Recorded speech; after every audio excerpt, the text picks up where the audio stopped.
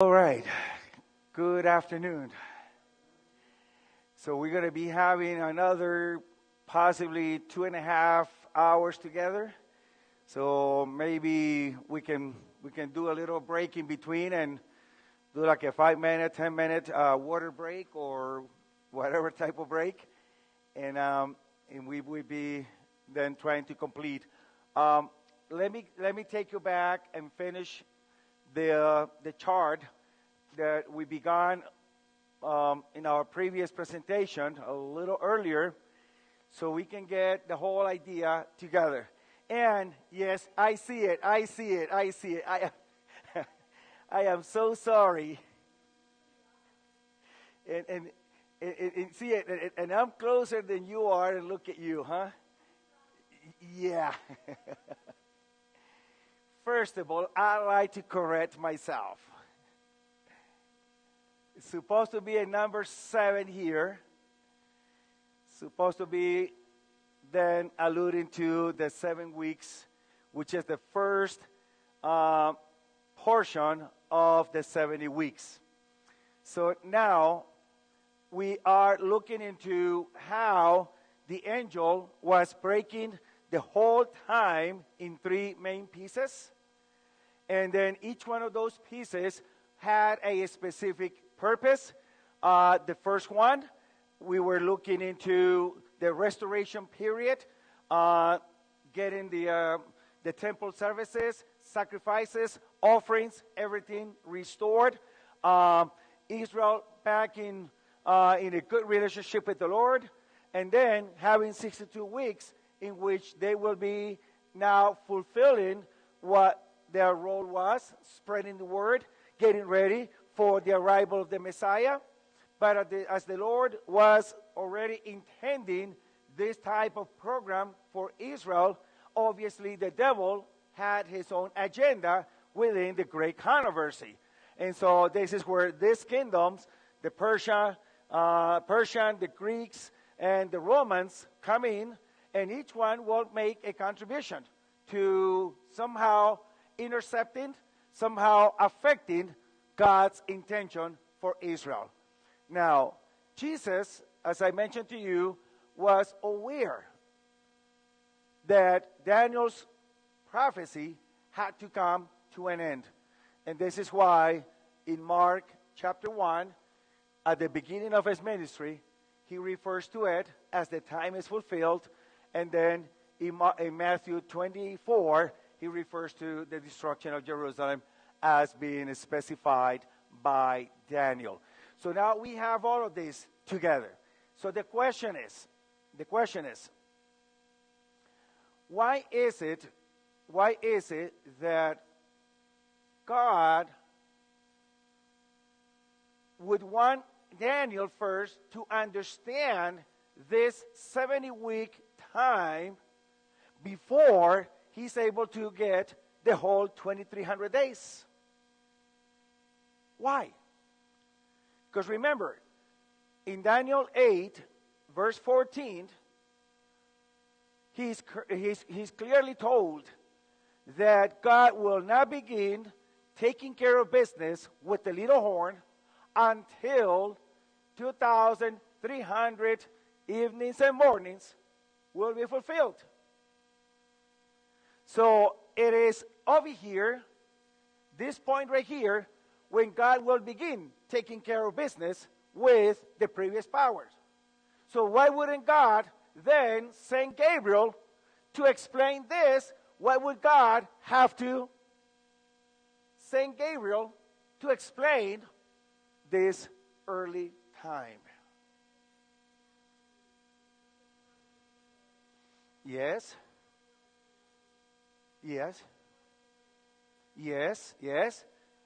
Yeah, well, that's part of it, but there is more to it. There's more. Because remember,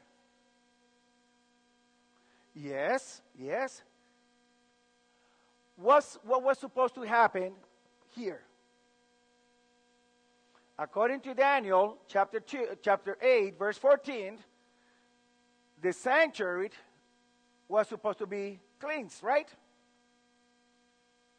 So, in order for Daniel to understand the cleansing of the sanctuary could only be cleansed providing that the Messiah will die. If the Messiah doesn't die, there is no atonement. And that's what Daniel needed to understand. Before he's able to comprehend this, he have to understand this portion. And this is the same thing that we all need to go through. Before we understand what happened, we need to understand first the sacrifice. That's a given. And that is necessary.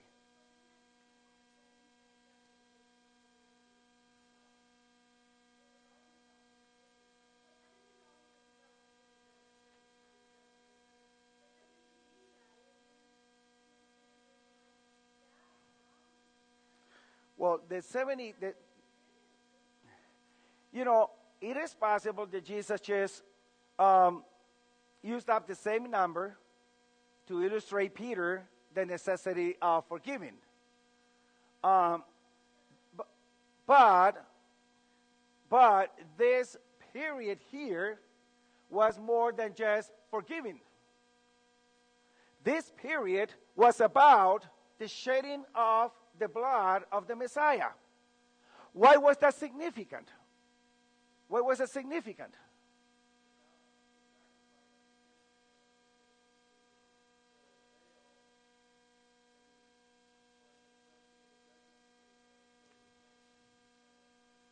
Yes. But why the blood? Why the blood? There's no remission of sin, but why is that?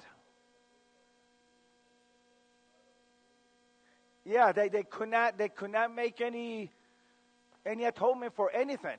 But why blood? Okay. Continue telling me why. Continue. Please.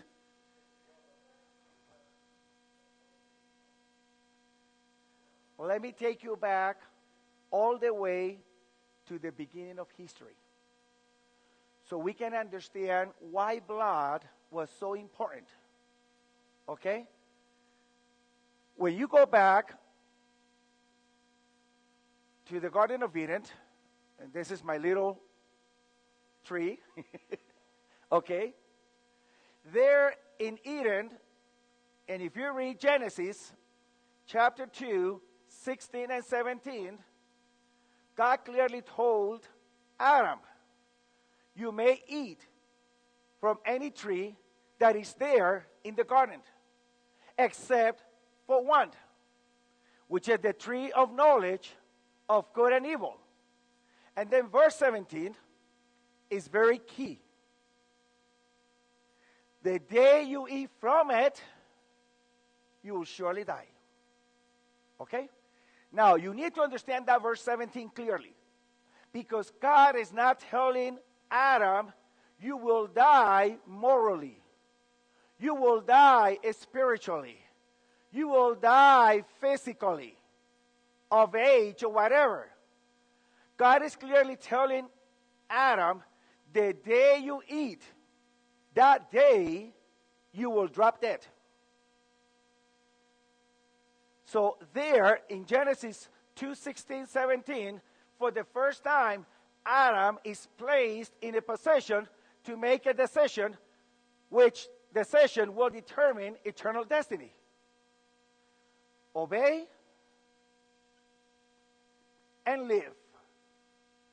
Disobey and die. Okay?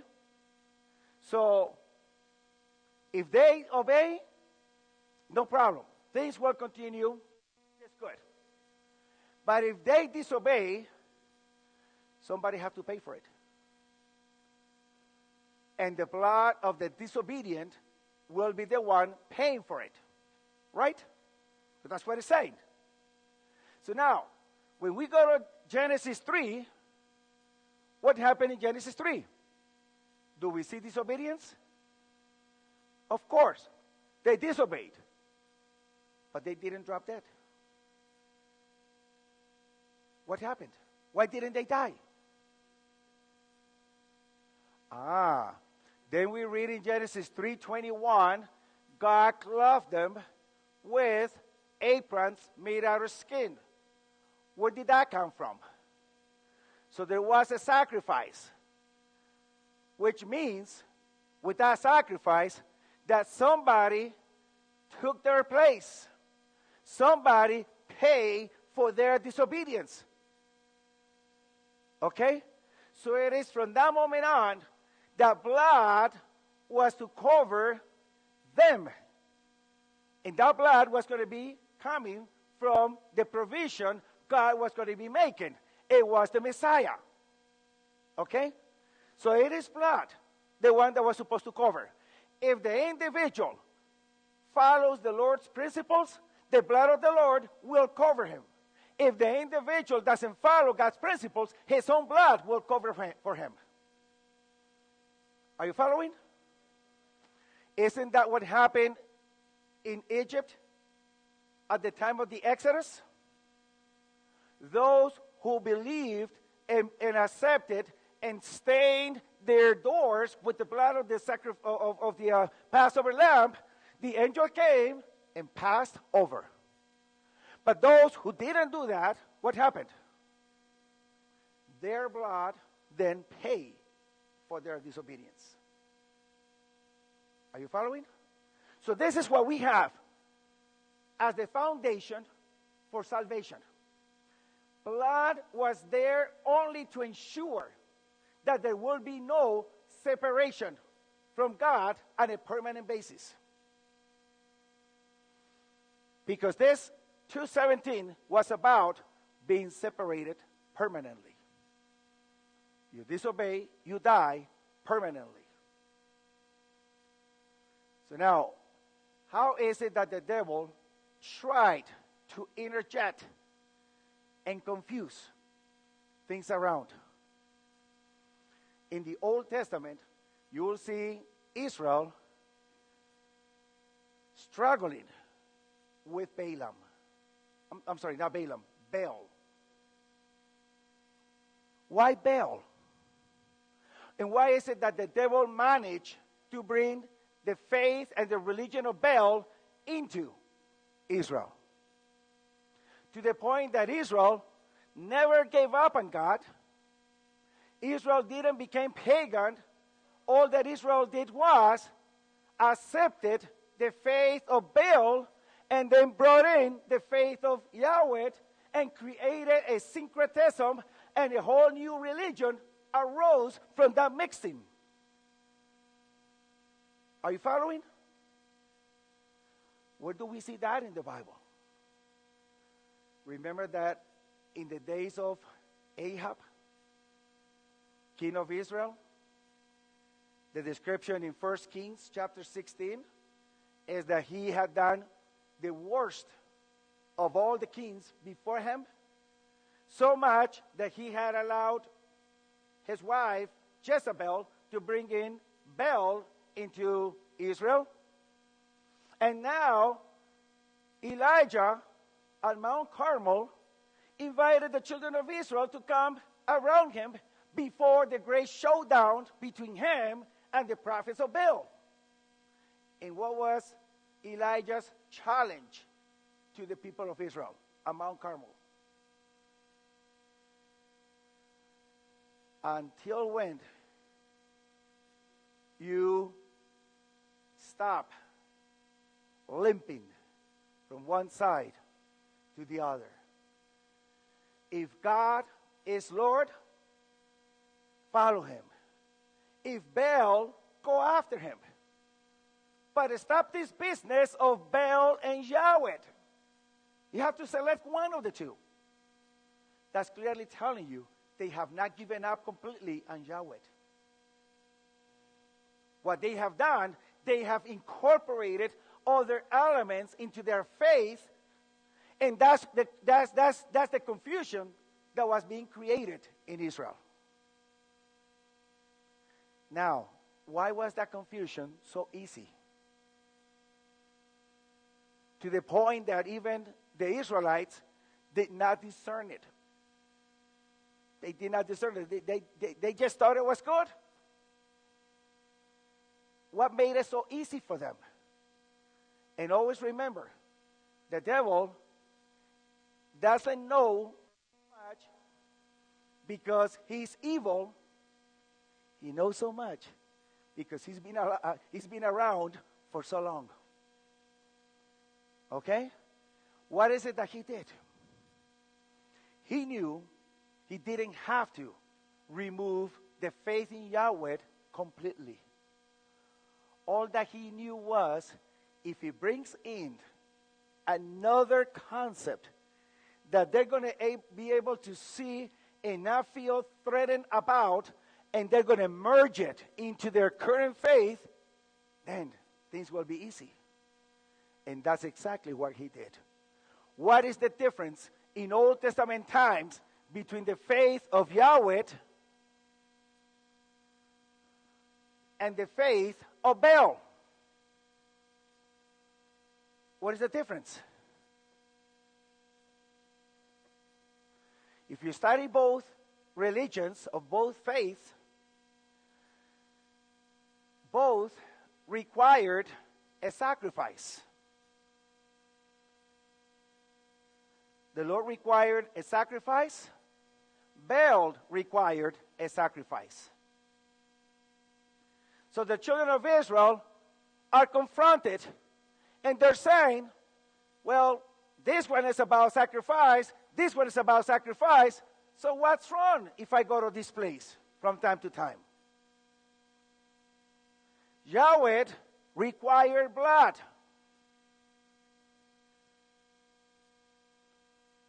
So Baal also required blood. Remember that the prophets of Baal on Mount Carmel, they were cutting themselves and blood was pouring out. Why they were doing that?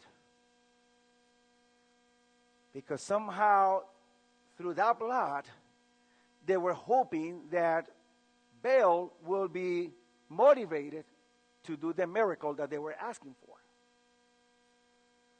So far, there is a similarity between the two religions. So, no problem. And then, Yahweh is Lord. Right? Do you know the meaning of Baal? Baal also means Lord. When you read the Old Testament, God, our God, he is called Baal sometimes. Why? Because the word Baal means Lord.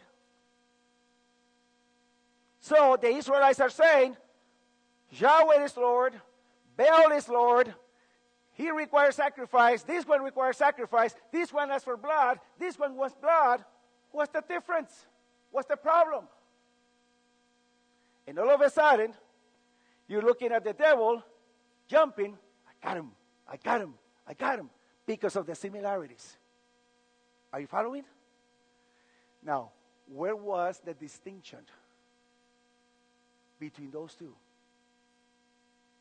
And it was a distinction that only individuals who will take the time to read their Bibles would know. Those who will be just trusting on somebody else telling them what to think or what to believe will not make it. Okay? No. No. Doesn't have to do with the Sabbath, doesn't have to do with the commandments. You know what the difference is? The difference is in the source of the blood. That's where the difference lies. In the case of Yahweh, who was providing for the blood? Yahweh. He was dying for us. Okay? In the case of Baal, who was providing for the blood? Humans. Exactly. That made the difference. So Baal, in that sense, was now a religion that it was about human works. Because it's about what I'm doing in order to please God and get God on my side. In the case of Yahweh, it was about saving us and us accepting by faith what he has provided and not doing anything else. Are you following? That's what was going on in the entire Old Testament until Israel was taken into captivity. Now think for a moment. Do you think that the devil can do something similar today? Can create another system of beliefs close enough to what we believe to get us confused? He can do that. And actually, I think he's doing it. And only those who take the time to study the scriptures and understand the scriptures will be able to detect. Those who are just trusting in somebody else telling them, believe in God, love God, or whatever, may not be able to make it. And so this is what's going on in the Old Testament. And this is why blood is so important. Okay?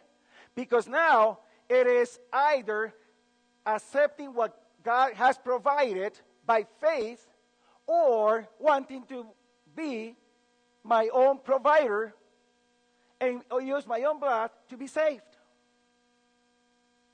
And so this is why we come to the 70 weeks. And the emphasis is here. On the cross.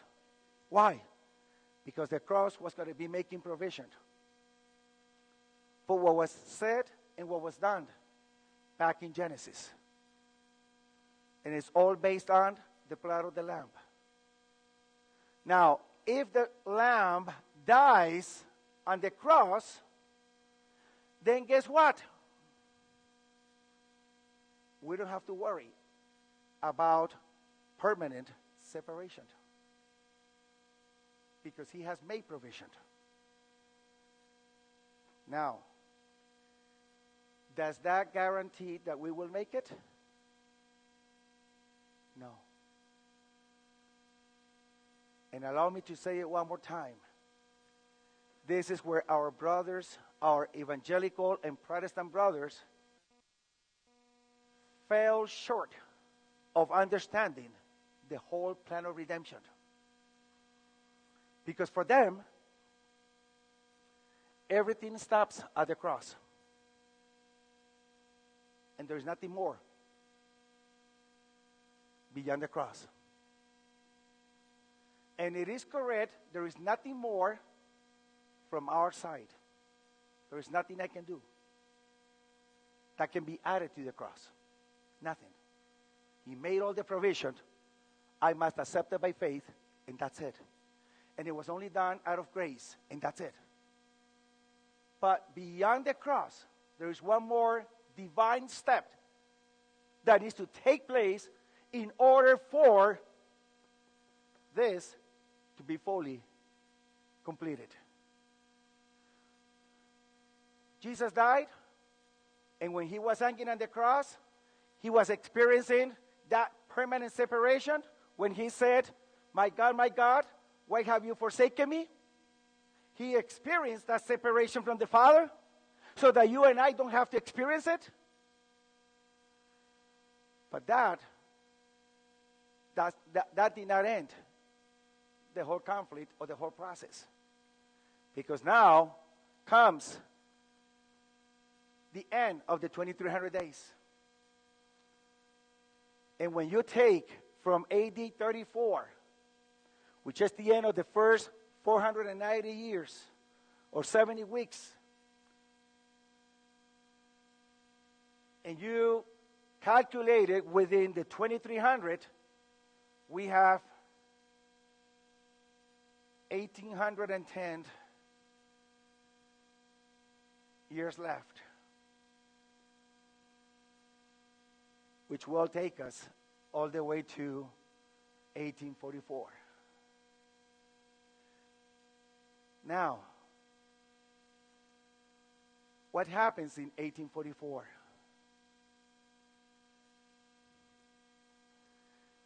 That's when now the Lord begins to enact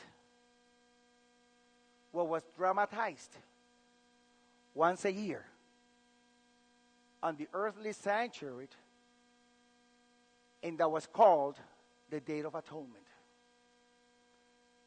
So here begins the antitypical Day of Atonement. And what was the Day of Atonement supposed to accomplish? If you remember Leviticus 16, the Day of Atonement began with a sacrifice and a blood being taken into the sanctuary, and the high priest going inside before the presence of God. So blood was necessary to come before God. But what was the blood making possible for the high priest to accomplish on that day? That blood made possible for the high priest to take all the sins that had been confessed on a daily basis by the Israelites and remove them from the most holy place. Teaching Israel God was going to be our sin bearer, but only on a temporary basis. God was not going to bear sins forever. When the high priest will come out of the sanctuary, he will lay the sins that were confessed on the head of the second he-goat or scapegoat or azazel, however you want to call it. Okay? And then at that moment, God was teaching Israel that since he wasn't going to be the permanent bearer of our sins, that somebody, the true culprit, was going to be bearing the sins of the people. And so that would put an end to the great conflict or the great controversy. And it's all possible because of blood. So you will see the blood in the sanctuary at the beginning of the service. But the blood did not end the service. The service only ended when the sins were removed. And that's the process that takes place right here. So when you look at the whole process of redemption takes place in 2 steps. First step, the cross. No blood, no cleansing, no forgiveness, no nothing. The cross is what validates anything else that God will be doing later. What's the second step? That will ensure you and I will make it home. Atonement.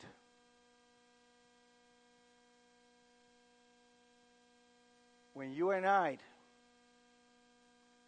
will be judged and will be found forgiven, then we're ready to be translated.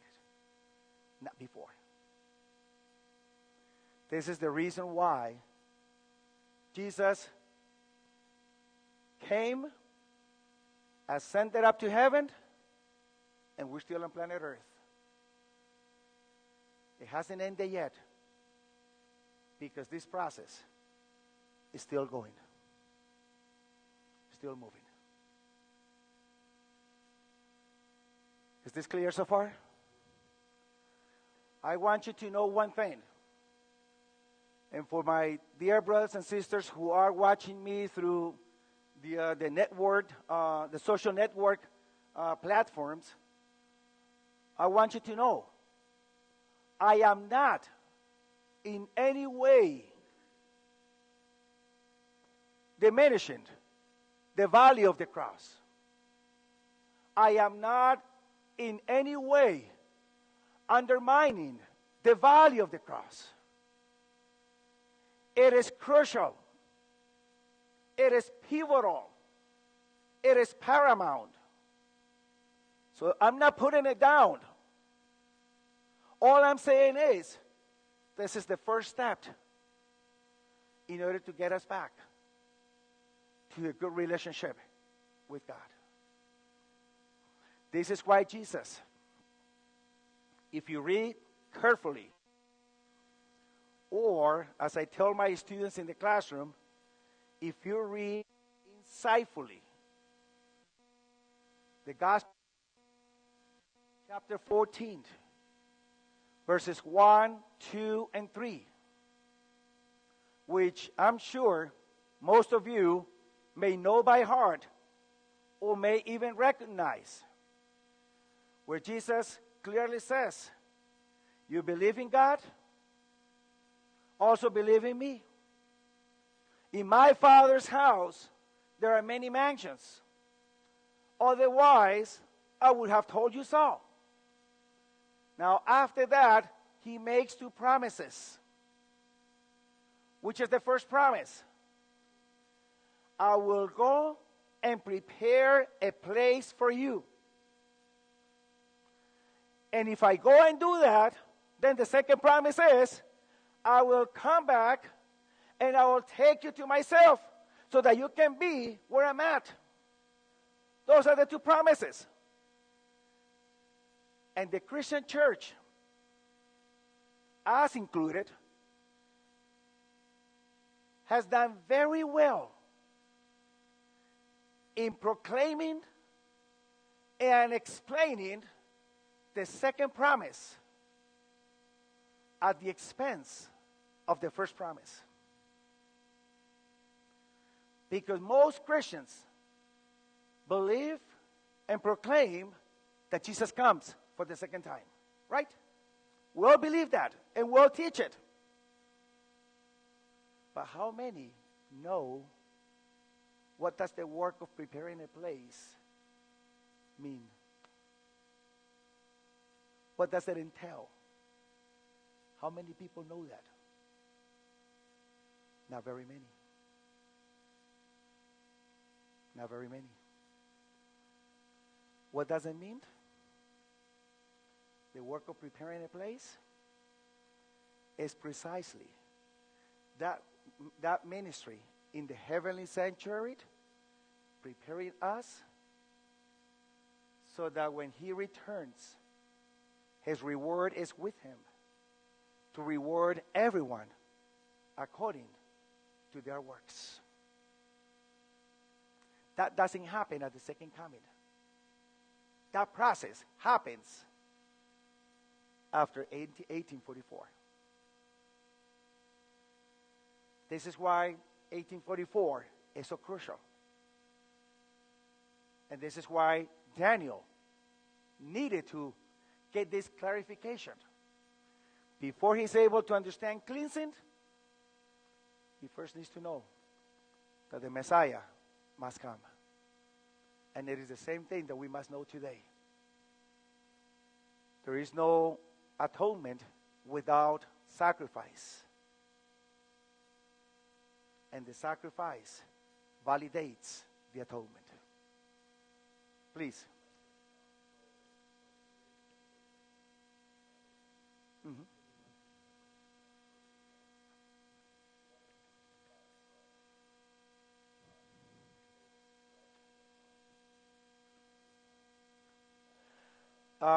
I wouldn't say that would count on our behalf, because it is not me the one living it. It was him.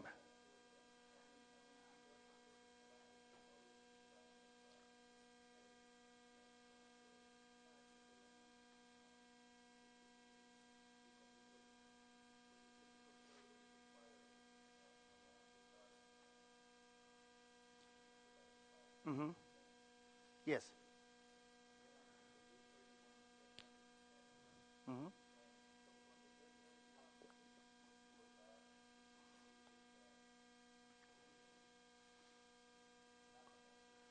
Correct. Over here, his ministry began in the holy place. Most holy place awaits until 1844. And Paul made it very clear in his writings, and so the book of Acts also makes it clear to us in his writings. When Jesus died, his death, and then his perfect life prior to his death meant that it is possible to follow God and live in harmony with the principles. So we have no excuse. Because he did, we can't. The Holy Spirit was with the Lord. The Holy Spirit can be with us. It is possible for us also. We have no excuse. So the idea that God is perfect and I'm imperfect and therefore I can't follow God's commands, that's a fallacy. Because if he were able, I'm able too. Because when Jesus came, he was fully human. He was fully human. Or else the devil might have made a big deal against God. Okay? But number two, why is it important for Jesus to have lived a sinless life? It is important because then when Jesus was going and leaving by the will of the Lord, then his sacrifice can be acceptable by the Lord, by God, by the Father, and the devil will have no say in this. And so this is why when Jesus died, according to the Gospels, Jesus, when he resurrected, that same day, he ascended up to heaven. And so he presented before the Father so that his sacrifice be accepted. And then he returned back to earth. How do we know that from the Gospels? Okay? If you read the Gospel of John, in the Gospel of John, Jesus resurrected and he appeared to Mary. Mary was crying and she saw this man whom she thought was the gardener. And so she asked him, please tell me where you place his body and I'll go and pick him up. And then this man responded, Mary, in the same tone, with the same tenor of voice that he will use when he was alive. And Mary recognized, and then Mary says, Lord. And then automatically, her immediate reaction was to clasp Jesus' feet. And what did the Lord say? Touch me not. I have not yet ascended to my Father. But go and tell my brothers, I will meet them in Galilee. Okay? So he didn't allow the woman to touch them because he had not ascended to the Father yet. But then when you read Matthew, in Matthew, Jesus one more time appears to not one, but several women. And he is also recognized by the women, and the women embrace Jesus. And Jesus allowed. What does that mean? If he didn't allow Mary, but he did allow the others, that meant that in that interim, Jesus ascended up. He presented himself before the Father. He was accepted, and then he came back. And then he spent 40 days with the disciples. And before he ascended up to heaven, Matthew 28, verse 18, tells us that one of the final words of Jesus were, all power and authority is given unto me, both in heaven and on earth. And then the question is, if Jesus is God, didn't he have the power before? Didn't he have the authority before? why did he have to tell his disciples, all power and authority is given to me in heaven and on earth, therefore go and make disciples of all nations? Supposedly, he had it before. Why he's saying it now? When did he receive the power? When did he? When he ascended the first time, and his sacrifice was accepted. He lived in harmony with the Father's will. So now everything is given to him. He overcame, so everything is given to him. And because everything is given to him, now he is able to commission his disciples and his church to go and make disciples of all nations. And it is only on the basis that he had done that. This is why this is so important. And then from there, we jump over here. Please.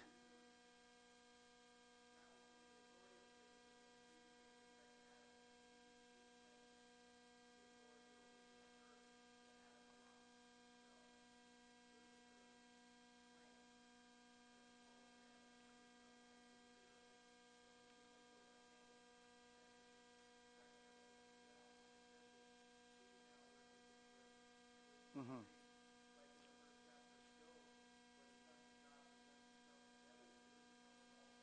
Yeah. He was our representative. Exactly. He takes that privilege away from him. Yeah. Yeah. That's correct. Okay. Are we done with this? Is this clear? Now, when we look at the remaining 1810 years leading to 1844, this is the time that is covered in Daniel 11, leading to 1844. But in order for Daniel to understand how this is going to happen and how is it possible that God people would be able to make it through this time, then we have Daniel 10. And in Daniel 10, now we're going to be talking about a great word that will be coming. And in that great word, we have two main names who will be the guarantee of success at the end of this coming word. So let us go to Daniel 10. Let us go to Daniel 10. And if at this moment I can grab your attention and bring it over to our PowerPoint, I'd like to show you some images there. I guess it will help if I turn that on, right?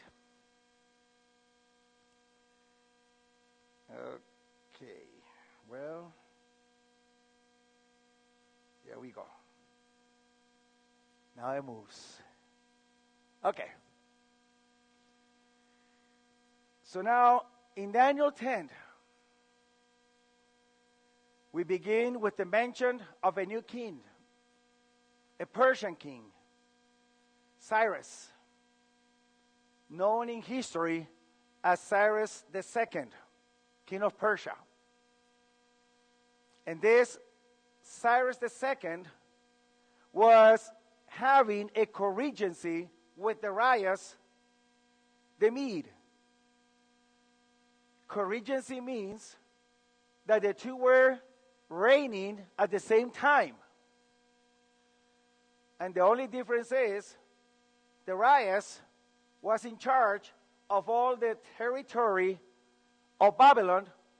Cyrus was in charge of the rest of the Persian territory. And so when we see the name of Cyrus mentioned there, we can see now that the message is not just about Israel, but it's a message that involves more than just Israel it is a global message. Remember, God is a universal God. He's not only the God of the Israelites. So now, few things that come out of this 10th chapter. Number one, Daniel still serving in the court of Babylon. Remember, Persia is already the master of the world. But Babylon is still part of Persia now. And this is where Daniel is. Another thing, Daniel had already witnessed the beginning of the 70-week prophecy. There was a transition. He doesn't get to see the end of it, obviously. And this is the same prophet who was transported from Judah to Babylon by King Nebuchadnezzar. This is not a different Daniel. This is an old man Daniel already. Okay? So now, the whole message in chapter 10, it's about a great war that is soon to take place.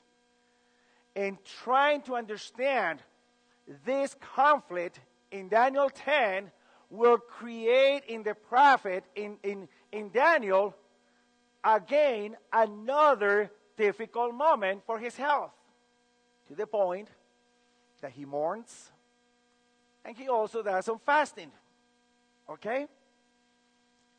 For 3 weeks. And that event was taking place during the time the Israelites were celebrating another feast, and that was Passover. I don't know why God takes some specific times to do certain things. Anyways, it is the time of the Passover, it is the time of the unleavened bread, and it is the time of the first fruits. Remember that those three feasts were back to back, okay, one after the other in 3 specific days. And it is around that time when Daniel 10 is taking place. What is it that the prophet sees there? He sees a man which has a very interesting description. One, he's dressed as a high priest. So he's got some priestly garments on him.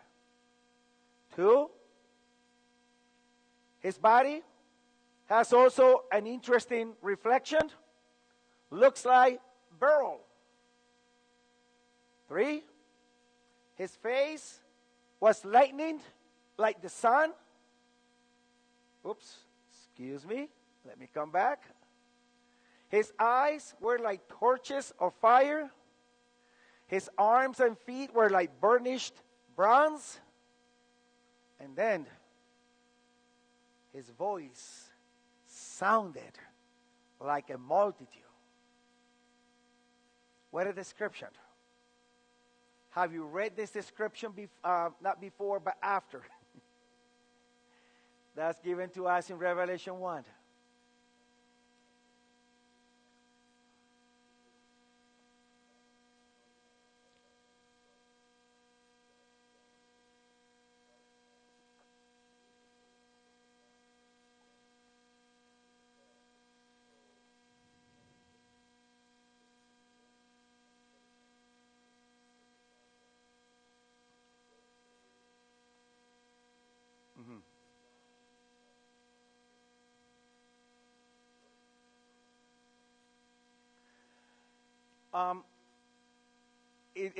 Yeah, there is a little distinction, because that's the same thing that you see in Revelation chapter 1.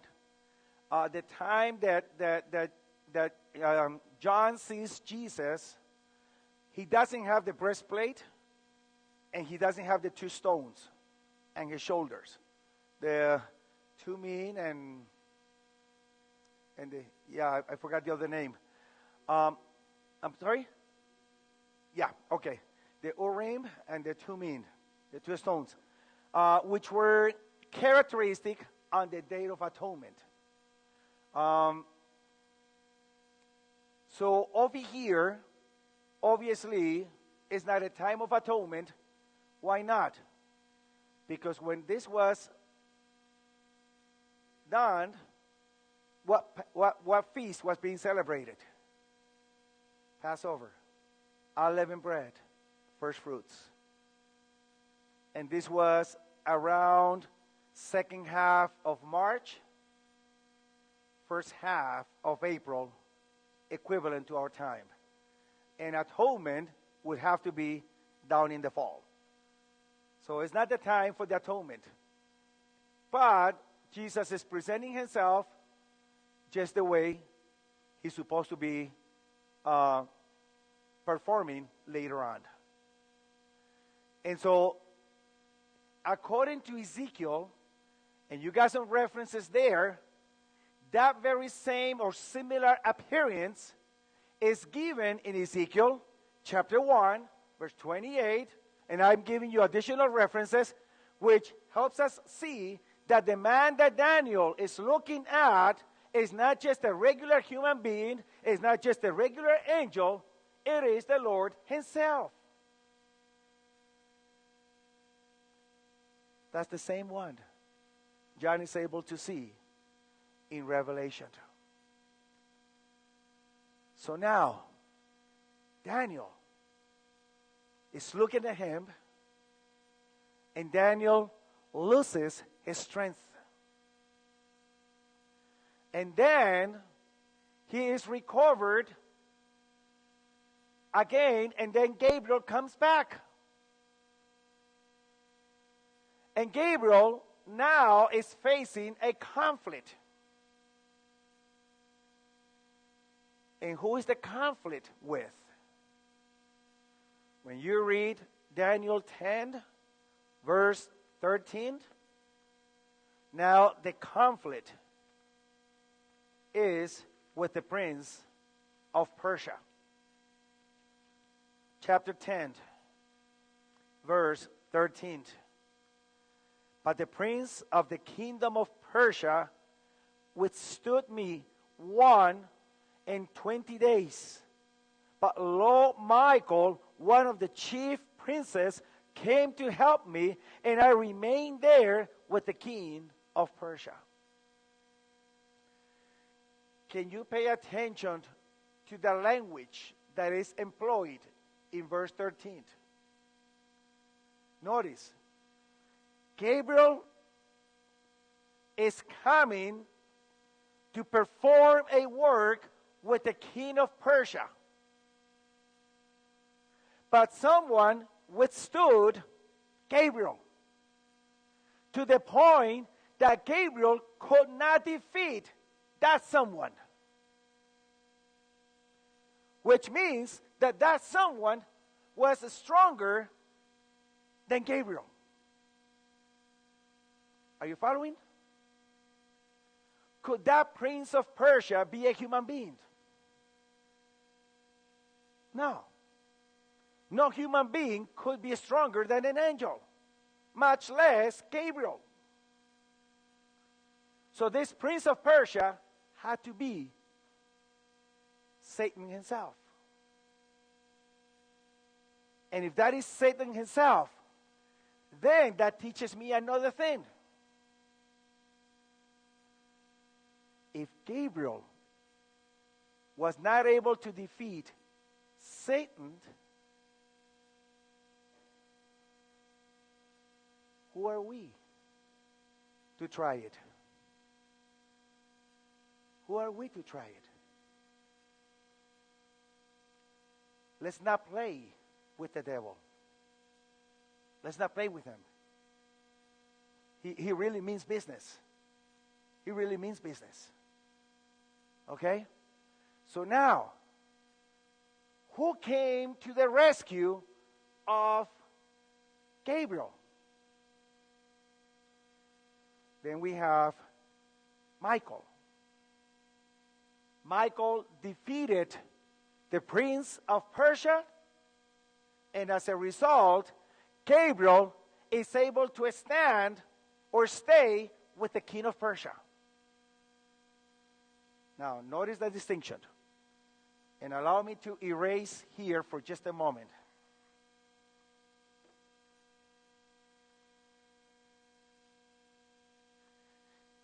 So that it doesn't look too crowded here. I'd like to keep that chart for just a little longer. Okay, where is my marker? What did I do with it? Here we go. Notice that Daniel 10 talks about prince and it talks about king. Okay? One is the prince of Persia, and the other one is Michael. Notice that Gabriel doesn't call himself a prince.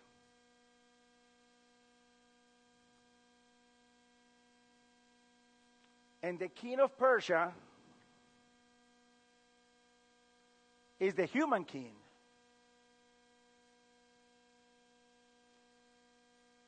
So now, what was Daniel's prayer all about? After he heard the explanation of the 70 weeks, and now he's able to understand the importance of all this process, now Daniel is told that God is about to let the people go. But in order to let the people go, the king of Persia needs to be influenced. And that was the job of Gabriel. That was the job of Gabriel. Come and influence the mind of the king of Persia to issue the decree to go back home. And the devil decided, not in my time. I will not let it happen. And so he withstood Gabriel. Did not allow Gabriel to make any progress. Who had to come to the rescue? Michael. And it is Michael then the one who won the day. The question is, who is this Michael? And why is Gabriel involved? And those two names are a guarantee of victory. So let us understand both names. First of all, let's understand the name Gabriel.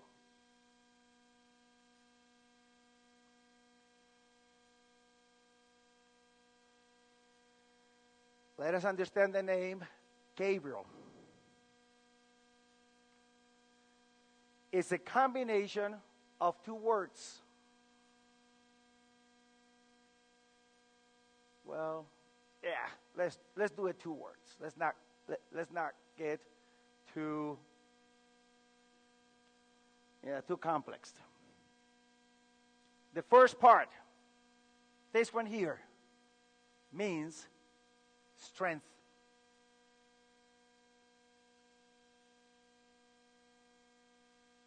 That's the meaning of the first part. Strength. This letter I that you see there indicates a personal pronoun. My, of mine.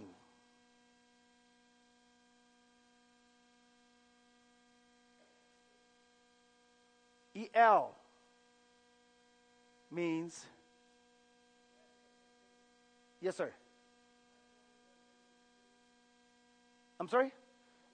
Yeah, he's the archangel. Yes, sir. let me get to that. Let me explain it. Because we know it is Jesus, but unfortunately most Christians do not accept that. So let's see it from the scriptures.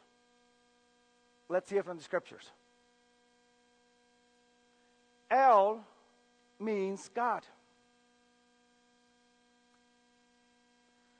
So the name Gabriel means God is my strength,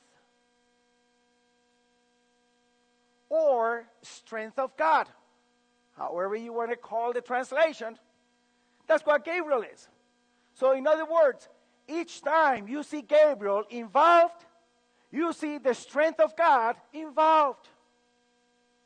Because Gabriel is not coming to represent himself, he's coming to represent God, and when he represents God, he's got the strength of God.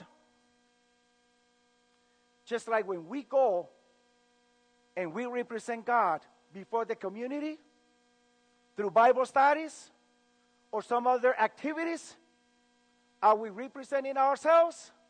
No. We're representing God, and if we're representing God, what do we have? We got the strength of God. And that was Gabriel.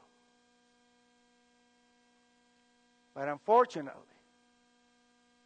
the devil stood there and did not allow Gabriel to make any progress. Then Michael came. And what about this Michael?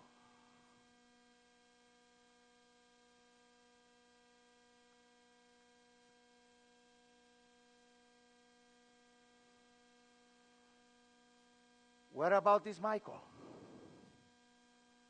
What does it mean? So, number one, the name Michael is a composition of three Hebrew words. 3 in 1. It begins with the first one, me, which means who. Who is an interrogative. So, it means it is a question. Gabriel's name is a statement. This one is a question.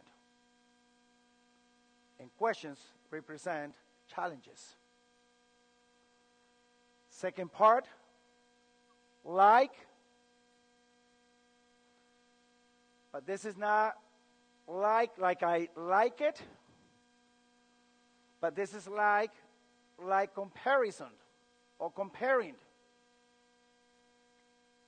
And then El, which means God.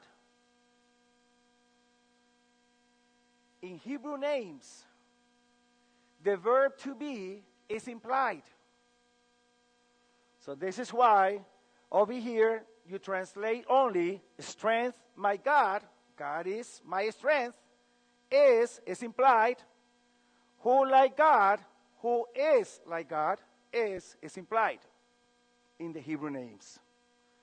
So why is that questioned? Let us now understand Michael a little closer. One, the name Michael appears only 5 times in the entire Bible. Only 5. Which are those 5? I can give you the references. 1, Daniel 10:13, which is the one we are looking into. 2, Daniel 10:21. 3, Daniel 12, verse 1. So 3 out of 5 are found where? In Daniel. Must be an important figure for Daniel. Okay? Which are the other 2? Revelation 12, 7. And the other one, no.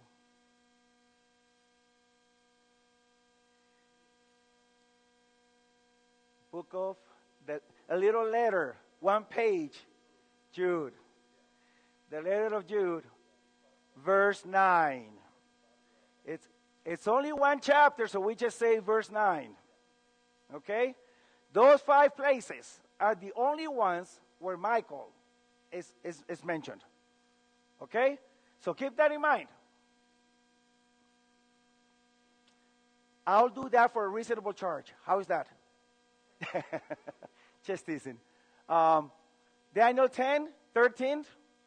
Daniel 10, 21. Daniel 12, 1. Jude, verse 9. And Revelation 12, 7. Voice of an archangel. Yeah. Now, let us analyze quickly those 5 references. Okay? So we can understand them. And then come to the conclusion, Brother Jerry. Number 1. Each time you see Michael being mentioned in the Bible, which is 5 times, each time he's fighting. Michael is a warrior. He's a fighter. He's never drinking coffee or just hamaca, okay, and having a little lemonade.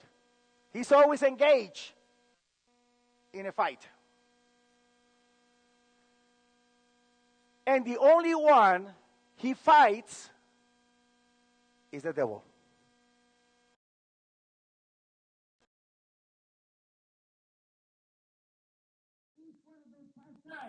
He's against the devil.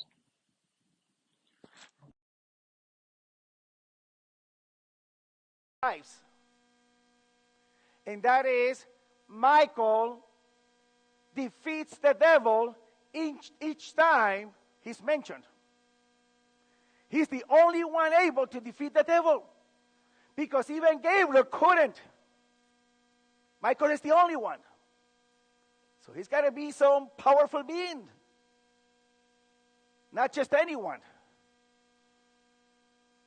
But then, as you continue looking into those 5 references, you will find that out of the 5, only one gives us a little piece of information that is very significant. And that is Jude. He tells us that this Michael, who was engaging with Satan over the body of Moses, is called Archangel. Jude is the only one who says that. No one else. So now, what's the meaning of the word Archangel? What does it mean? Arch means prince. Angel means angel or messenger. So Archangel means prince of angels or prince of messengers. I'm sorry? He's the mero. Yeah, he's the top one. Okay? I'm sorry?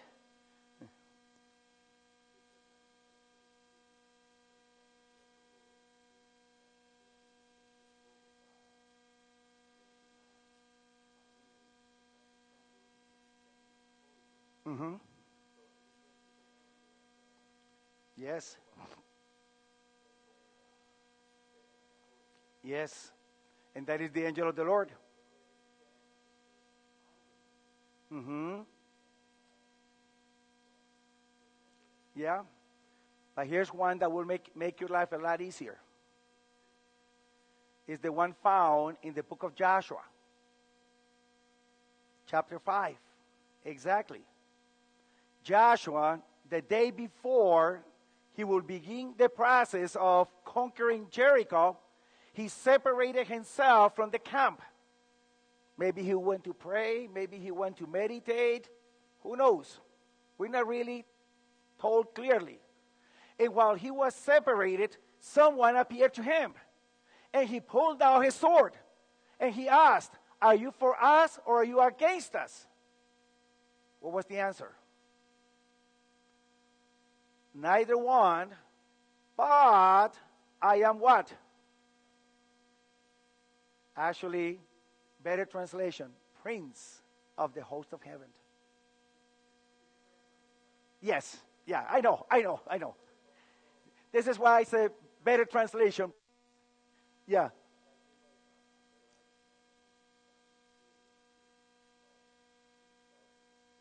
Mm-hmm. Of light and the prince of darkness. Exactly. Now, what is it that Joshua did? Per instructions of the priest of the heavenly host, Joshua removed his sandals and then he worshiped that prince. And that prince do not object to the worship, which means it's a divine being. Okay? So now, based on that, this archangel that Jude is talking about is not just a simple angel.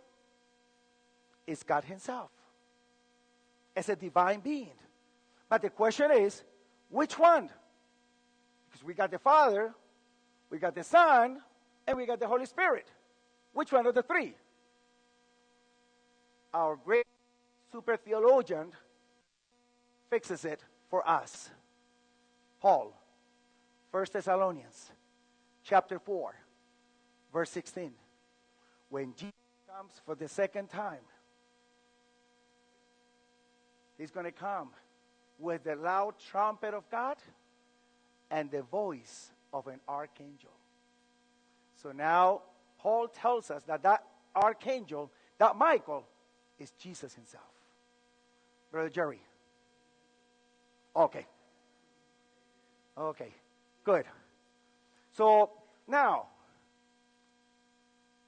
for many, it's simple to say it is Jesus because Ellen White says it is Jesus. Okay? And that's good because it's already given to us on a silver platter. But when you're giving a Bible study to an evangelical, to a Protestant, or a Catholic, you cannot say, "That says Ellen White," because they're going to reject it. Who's Ellen White for them? It's a nobody for them.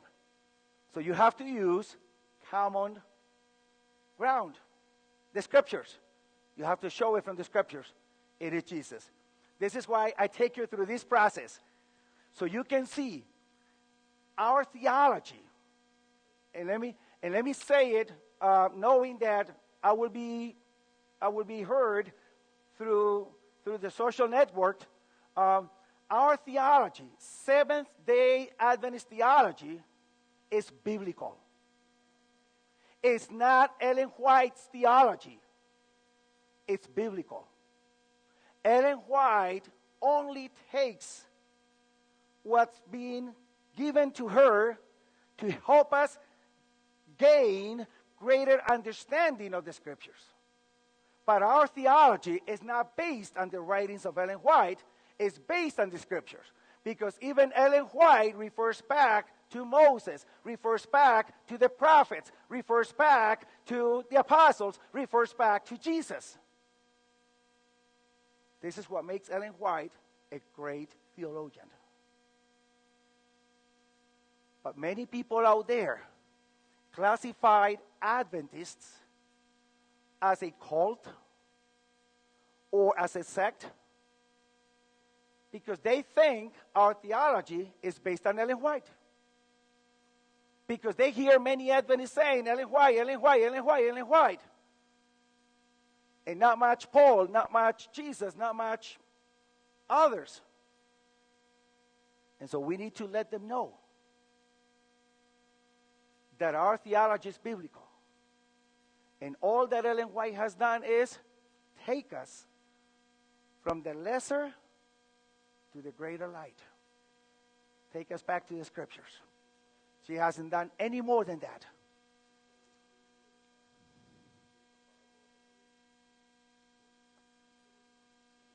There wouldn't be no need for her. Mm-hmm. Correct.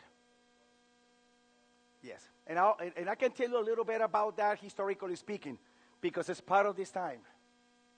It's part of this time. Brother Jerry?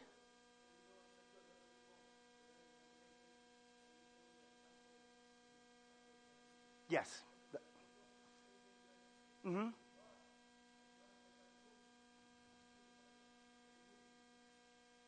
Mm-hmm. How? I just gave you several references.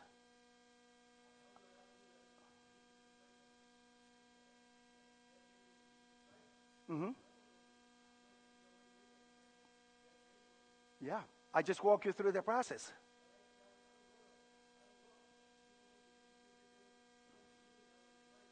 No. But, yeah. Mm-hmm. Mm-hmm. Correct. Of course. Yeah.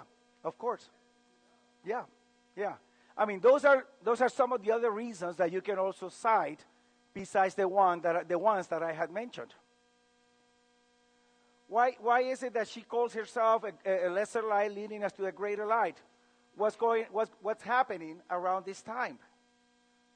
And this is another perspective in this great controversy that we can see how the devil, he knew that the cross was coming, so he introduced Hellenism here to confuse people's minds. Then over here, he knows atonement is coming. He did something similar over here. What is it that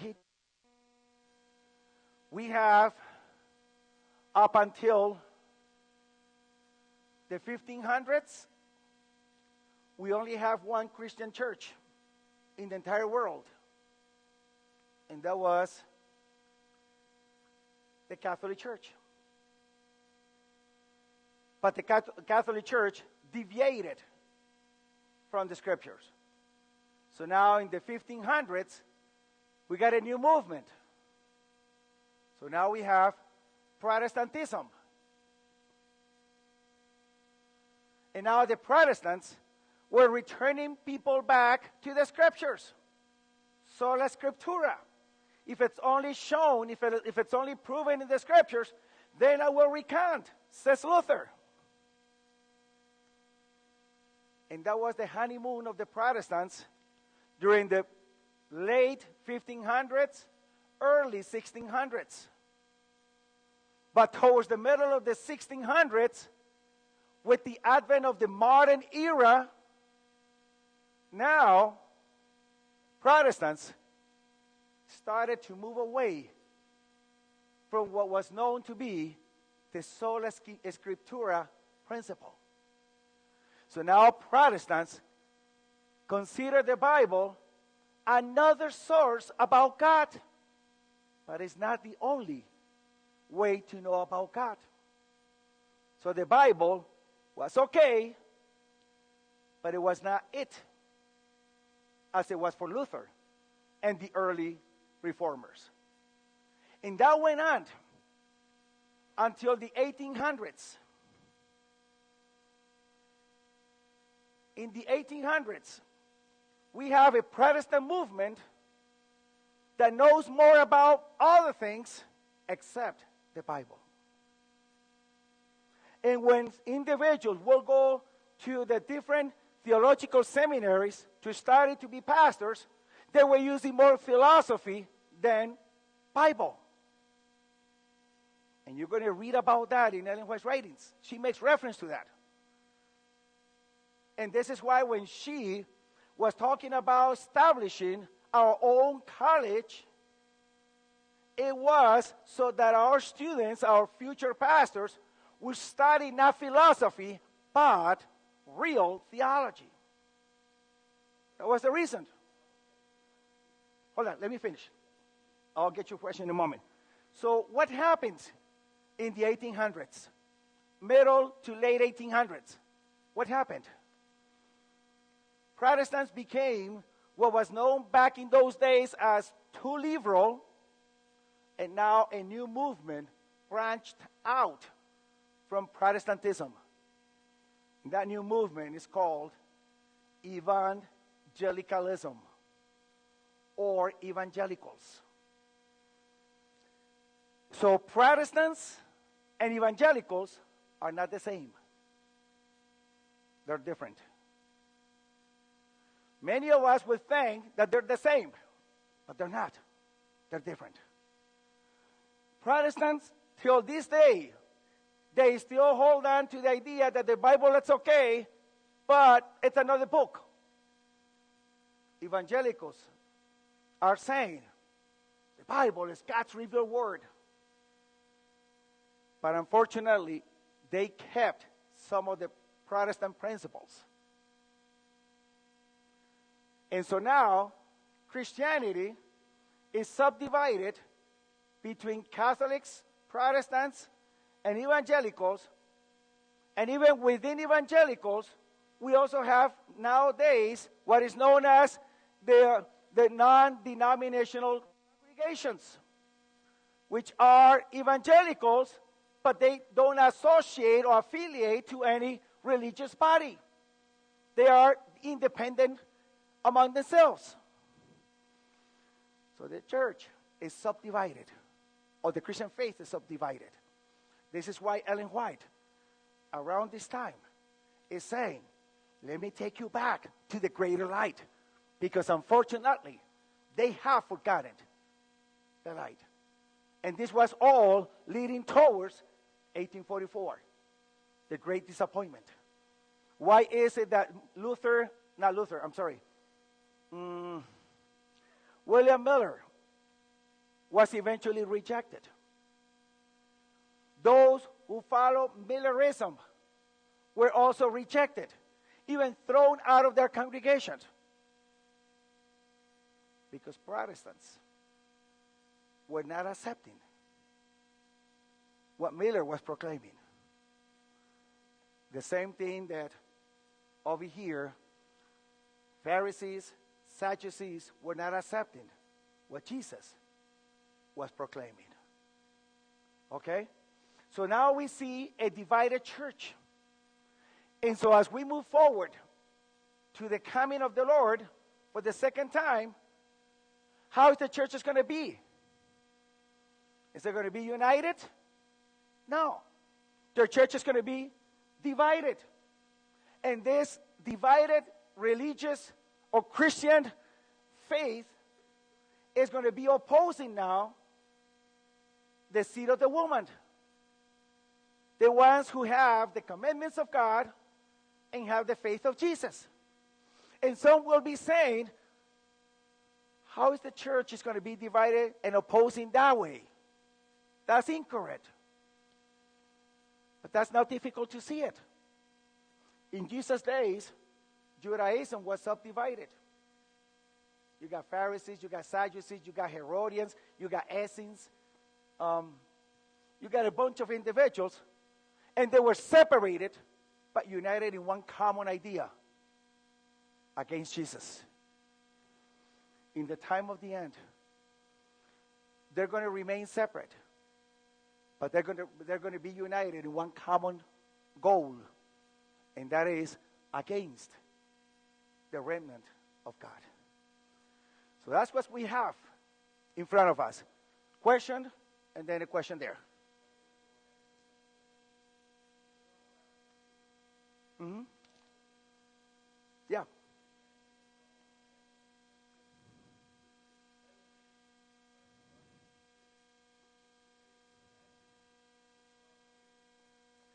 Yeah. They have their own idea of the advent of the Lord.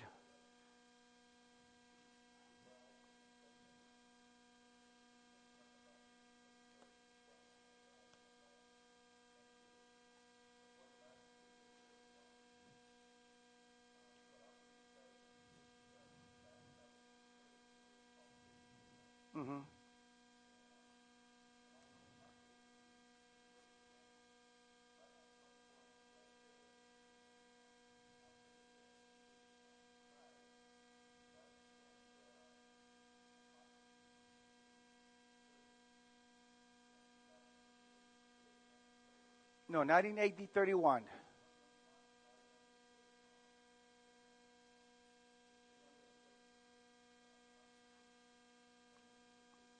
Okay.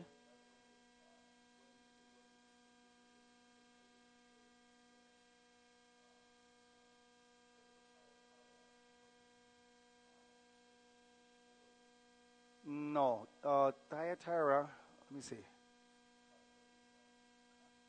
If we're looking at the churches in Revelation, we got the Ephesus, which is the first century. Then we got Smyrna, which extends from about AD 100 to about AD 300, 313. Then we got Pergamus from about 313 to about 528. And then we got Thyatira, which is the medieval church, basically.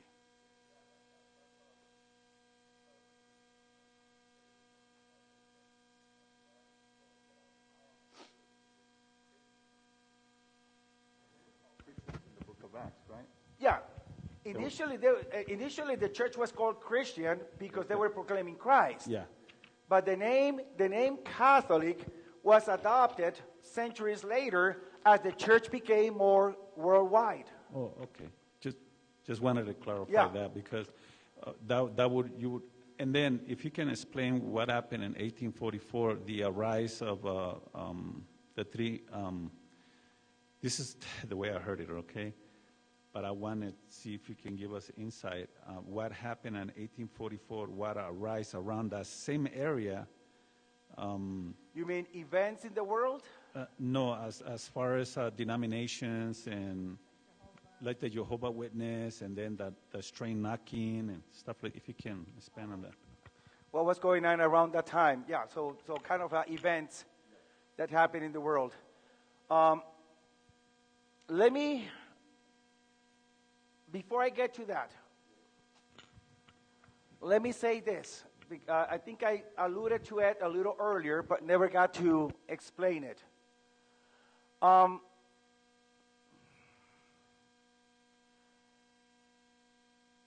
At Pentecost, sometime in AD 31, 32, might be 31, we got the outpouring of the Holy Spirit. Okay? And then we got the gift of tongues and all these other miracles going on. But why did that happen? In Acts chapter 2 and in AD 31. Why did that happen? Why is it that the first and only time that I can think of the Holy Spirit being symbolized by fire takes place right here? Before, the Holy Spirit has never been compared to fire. And after Pentecost, it wasn't compared to fire again. This is the only time.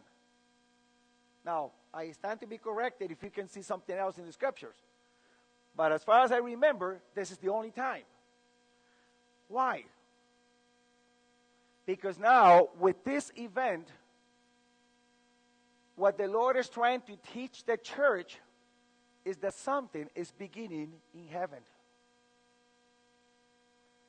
What is it that is beginning in heaven? How do we know that? We have to go back in the scriptures. We have to go back to where fire came down from heaven early in time. That happened in the book of Leviticus, chapter 9. When Aaron's priesthood was going to be inaugurated. Moses and Aaron went inside the sanctuary. All the people of Israel were outside. And then, while they were there, fire came down from heaven on the altar. And then God's glory basically flooded the sanctuary. Okay? So, fire marked the beginning of Aaron's priesthood on the earthly sanctuary. Aaron's ministry was to be a type, an illustration of the Messiah's ministry in heaven. So then, at this point, the church understands that something began in heaven, and that was the priestly ministry of Jesus. This is why Paul, the only New Testament writer who calls Jesus high priest, and he does that in the book of Hebrews.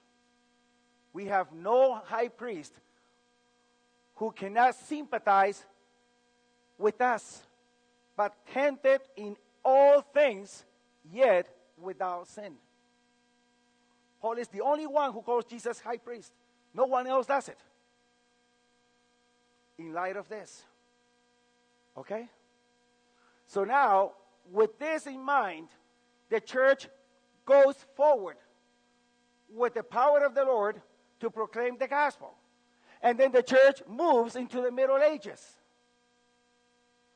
And then in the Middle Ages, the church engages in theological controversies concerning the person of Jesus, even concerning the nature of the Trinity, and some other things.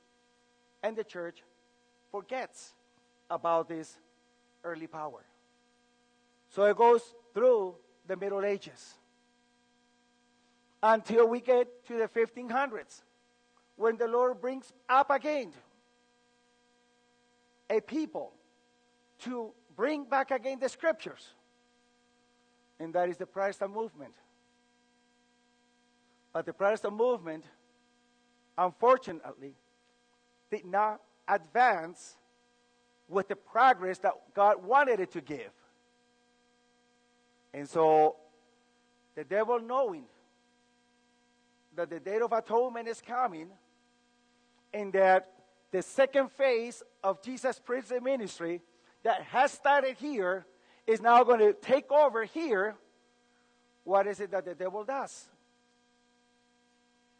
One, maintains Catholics on a philosophical platform teaching the same things.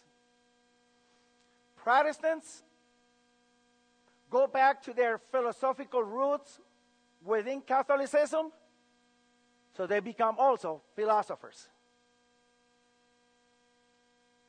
By this time, evangelicals are not yet in the picture. The church is not ready for the change in ministration in heaven, but that's coming anyways.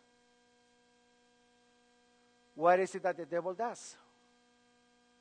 To somehow prevent individuals from understanding. Because the devil knows each time a major event is coming up, God is going to do something. He knows that. So then, he creates other ideas, other movements. So right before 1844, we have the development of what is known as the Christ Scientist movement. I don't know if you heard of that one. The main leader was a so-called prophetess, Mary Baker. And that movement is not really down here in the southwest of the country. It's mainly up in the northeast. Okay? no, I don't know if that's where they stand, but it's the Christ Scientist movement. You can, or Christian scientists. You can always ask the wisest guy, Google it, and you'll get more about it. Okay? Yeah. So you got that one. And the leader was a so-called prophetess, and she also wrote a book. Then, around a similar time, I don't know how much of a difference between one and the other, we have Mormonism developing. Who a leader that supposedly was given to him by an angel. And so those two happened around that time. Okay? Now, the Jehovah's come a little after. But then, right around 1844, we have another movement. And this is now one that was started by an individual who was born in a Baptist Christian home, grew up in a Christian home, but then he decided to do some scientific missionary work in South America, and from there developed the idea of the development of the species. His name, Charles Darwin, I think it is. His name? Charles Darwin. Around 1844. So we not only have a movement within Christianity, but even also outside of Christianity. And the idea is to get as many as possible, because 1844 is coming. And then when 1844 actually came, the rejection of the Protestant world to it was very strong. Why? Because all of this had already been rejected by Protestants. So they had no foundation for understanding it. And until this day, they still do not see 1844 as a major milestone event in the whole Christian economy of God. But those are some of the movements. And now that's going to be happening as we also get closer to the second coming of the Lord. Each time we get closer, the devil will always arise something else to create confusion. He's done it before, he'll do it again.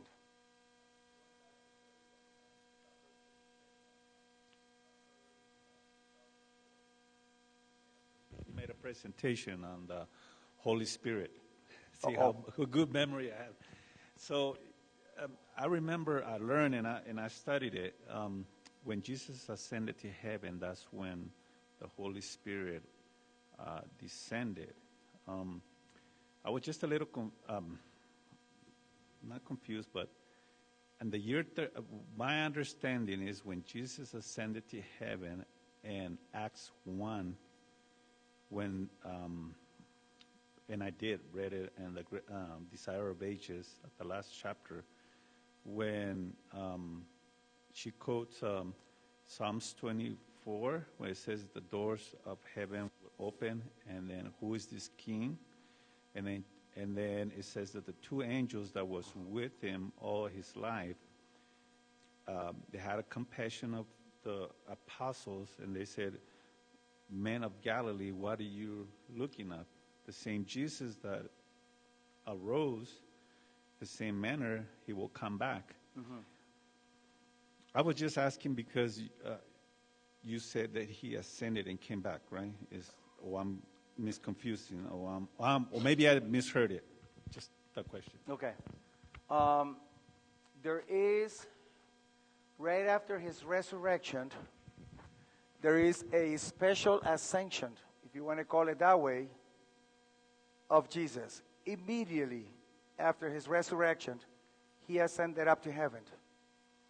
And the two references in the Gospels that I mentioned, the one in John and the one in Matthew, alludes to that effect.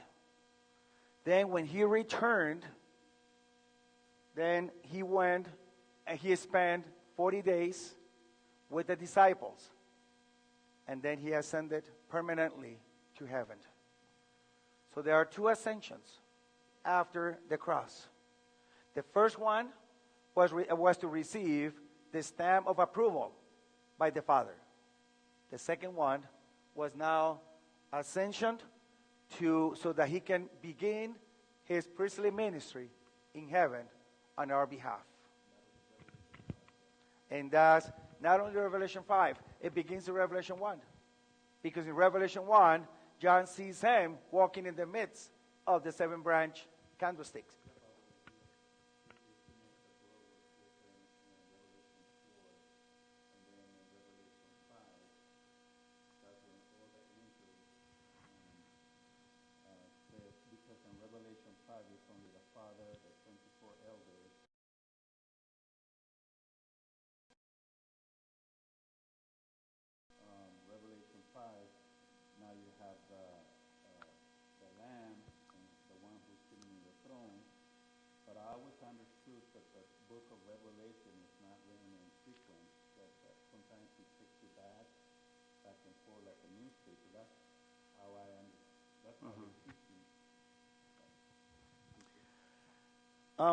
There is a little easier way to visualize the book of Revelation.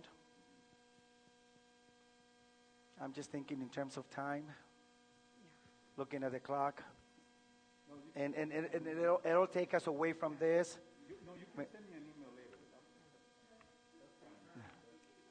I can come back, huh? I have a question. Okay, but just so you have an idea, Revelation was structured in terms of 7 visions. Each of the first 4 visions covered the same time, same period, from the time of Jesus to the end time. So this is why you see the repeat. But there is a different emphasis in every single one of those visions. Now, the last 3 visions project us to the time of the end and to eternity. So that's in a very nutshell type an idea about Revelation.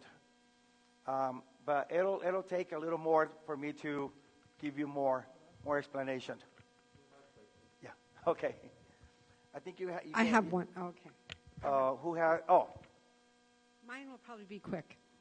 During the Protestant Reformation, when they left Catholicism, like starting with the Lutherans, the Methodists, all of them, why is it that they all came out with the truth, and they were totally against the Catholic Church? Why did they never see that Sunday was the wrong day? Do you know what I mean? They all still kept Sunday. I know it's meant to be, but they started reading the scriptures. Why did they never see Sabbath? That's in my mind. Yeah. Do you know what I mean? I think I understand your question.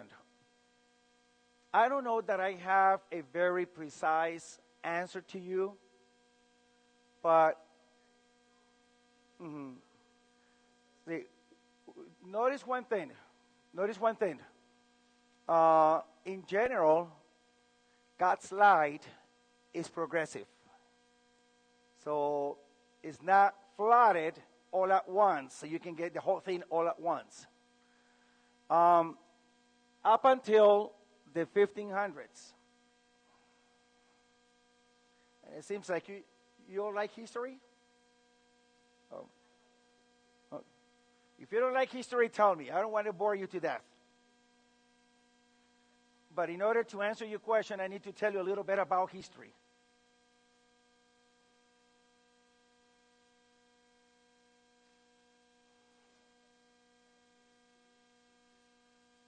part of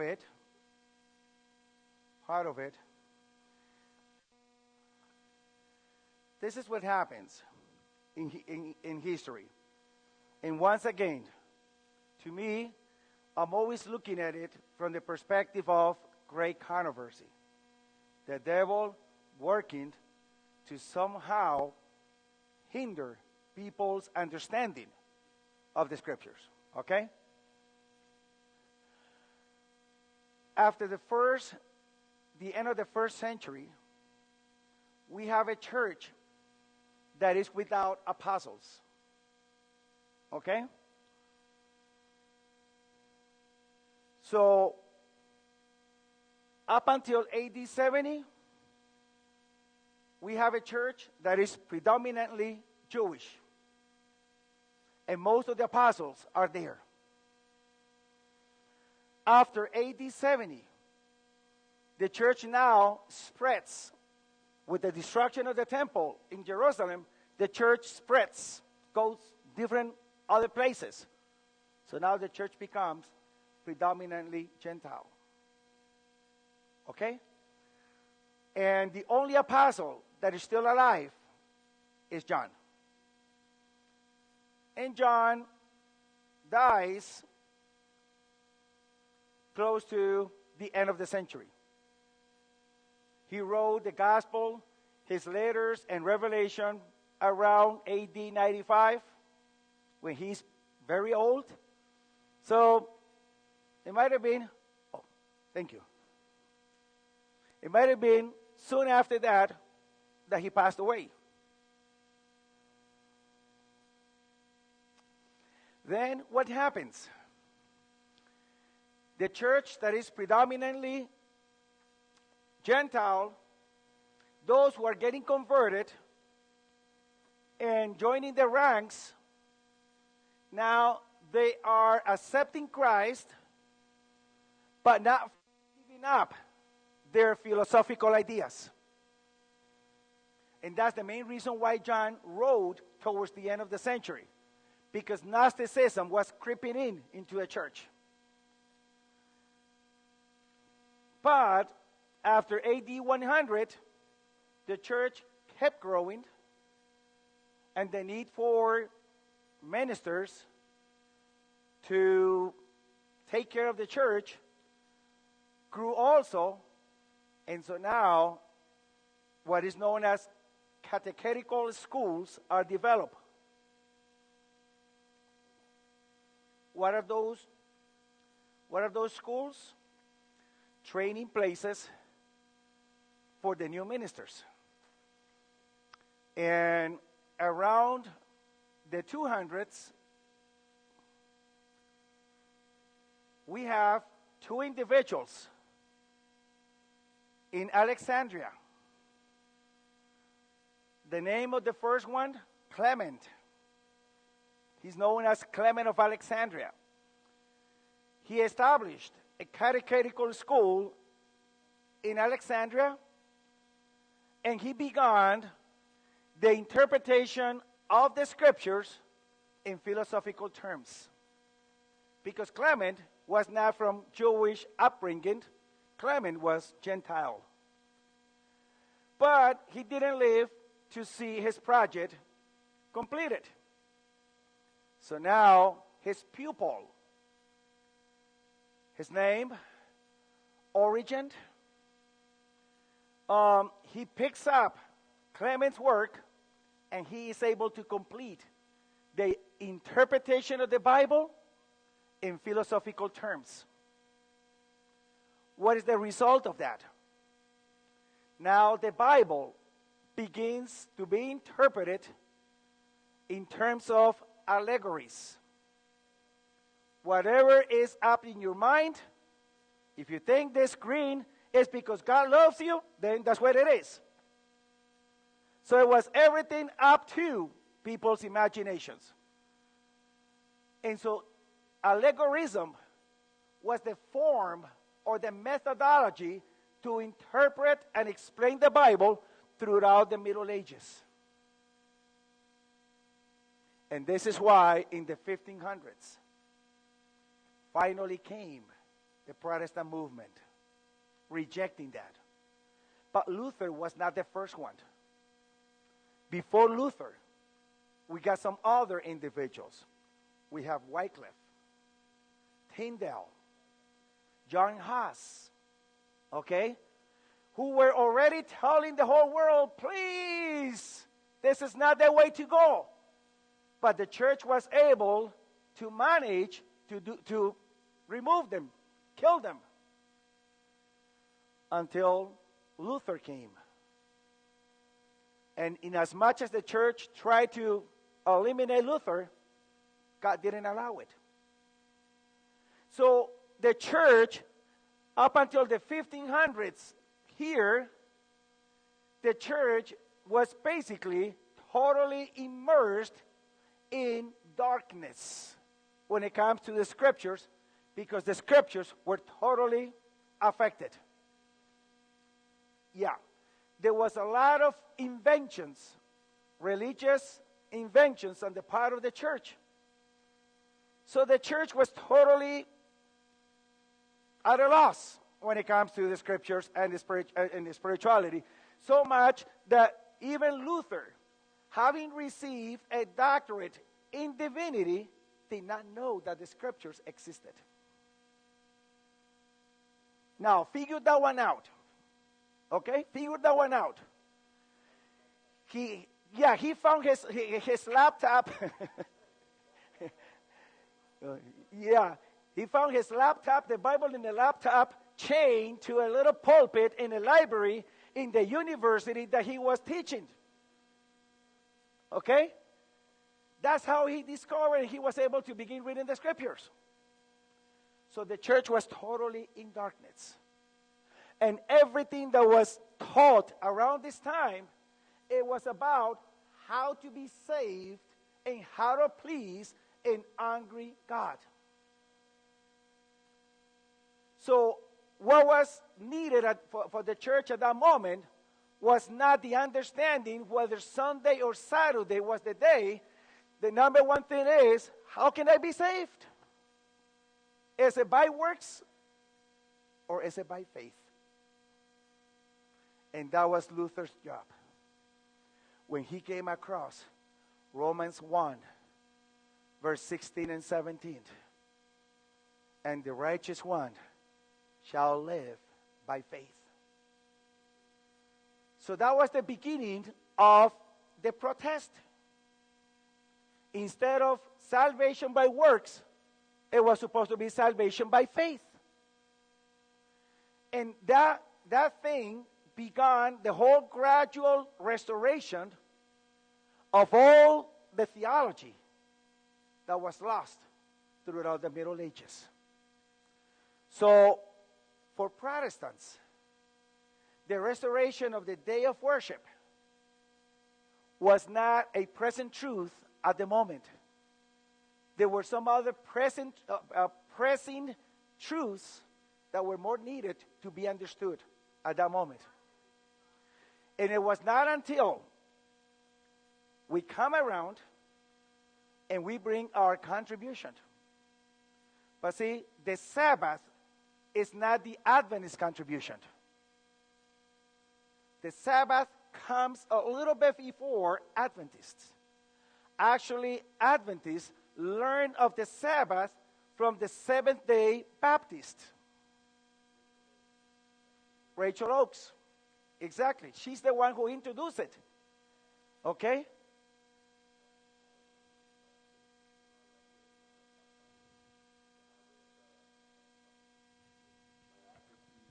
William Miller.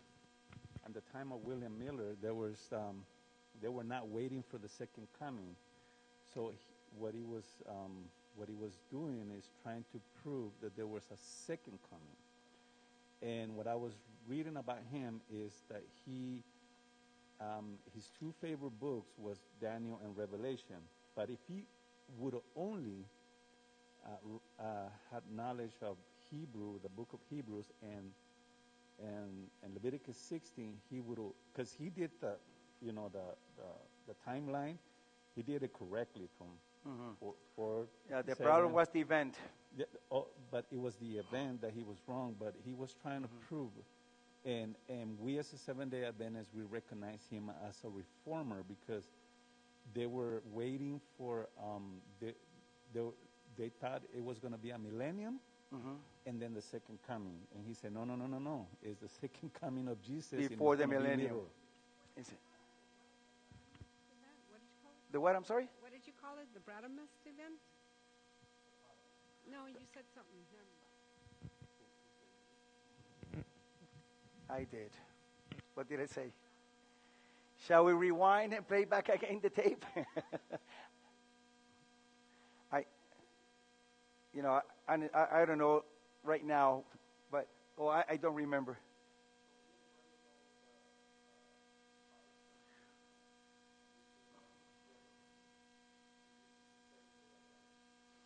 Let me get to that in a moment. Let me get to that. Mariano.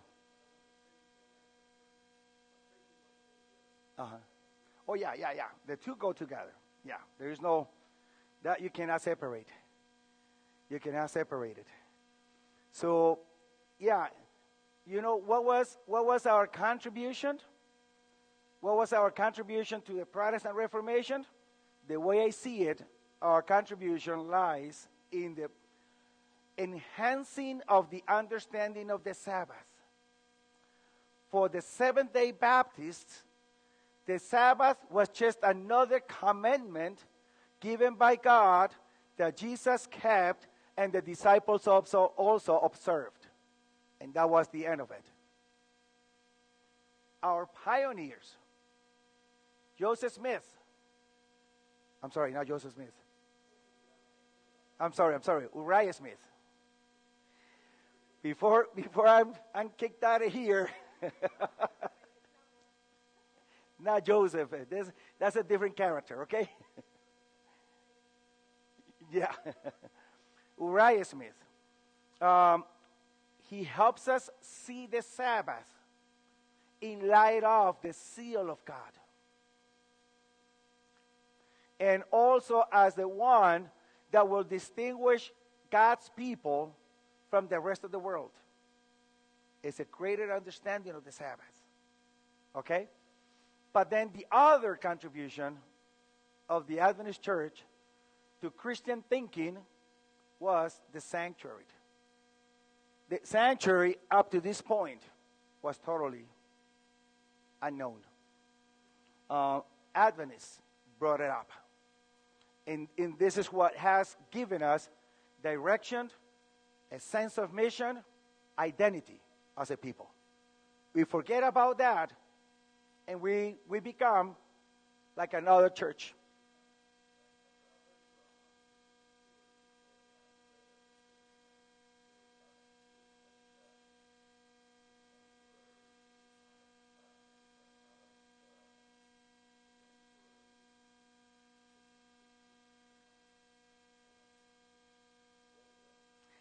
Yes, I said that. And again, that's another topic for discussion. But I can say that it's not just another biblical doctrine like the state of the dead or the second coming or things like that. To me, the sanctuary is more than just a biblical doctrine. To me, the sanctuary is the source where all biblical theology stems out of. Okay? Anything in biblical theology has the beginning in the sanctuary. Yeah. And so, but it'll take me some more time to help you see why I say that. Yeah, it'll be for a different time. So this is why the church is coming out of darkness, and the church at that moment, change of day of worship is not at that moment so important. First of all, how can we be saved? And then from there, God is giving a gradual enlightening of the minds. until the Sabbath comes into perspective.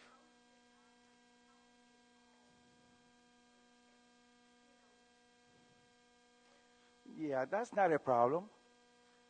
How could a little band of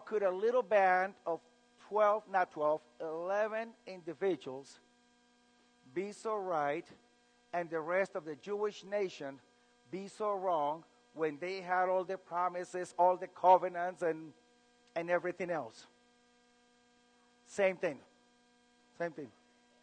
I'm sorry? Look at the case of Noah, before the flood. How can Noah be so right and the rest of the antediluvian generation be so wrong? Always God's movements have been small. Yes. Exactly. Okay. So far, so good? We're doing all right? Okay. We never took a break. You want to take a break? So we're going to be done by 5 what? By 7. I think it's 5 that we decided to finish. Okay. So if we take a break right now, we only have a few minutes before 5.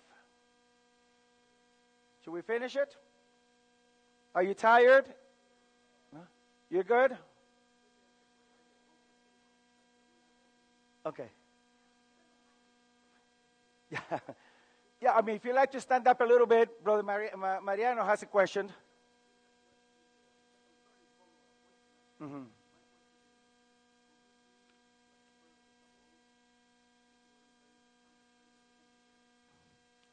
Can we become like Pharisees of old? That's a possibility. We can also become like the Sadducees of old, secular religious people. That's what they were. Yeah. Back to Mario's question, who are we as a people? Allow me to say the following. We are Catholics in the sense that we are a worldwide church.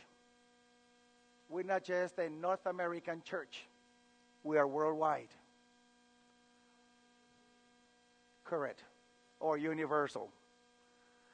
We are Protestants in the sense that we're still holding on to the value of the sacrifice of Jesus, and we're still saying the papal system is the Antichrist, and the papal system deviated from the scriptures and deceived many people, which was the Protestant cry back in the 1500s. And we go by the Bible and the Bible only. We are evangelicals in the sense that we still proclaim that we are saved by grace, by faith alone, and that the Bible is still our rule of faith and practice. But we are Adventists in the sense that now we take the Bible seriously and we interpret the Bible as it presents itself, and at the same time we believe that Jesus is coming for the second time, that Jesus is our high priest in heaven, that the Sabbath is the Lord's day of worship nowadays, and that is still a distinctive mark or distinctive sign for us. So we're still a distinct people who have a special message to be proclaimed in these final days. So, who are we? We're special. Yes.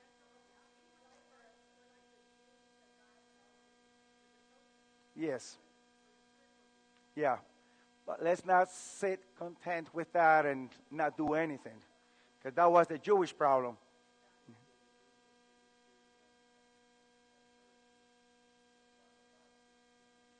Mm-hmm.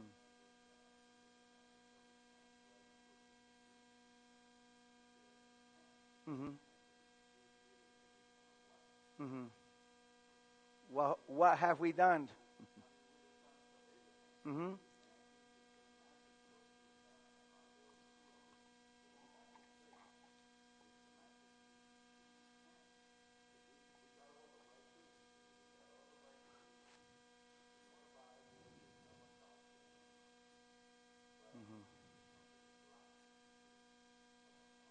Yes.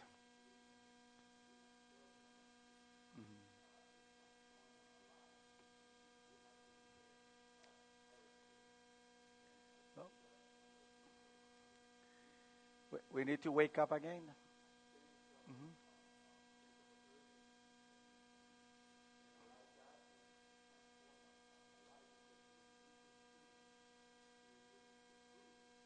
Mm-hmm.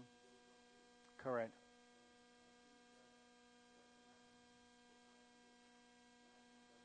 Yeah.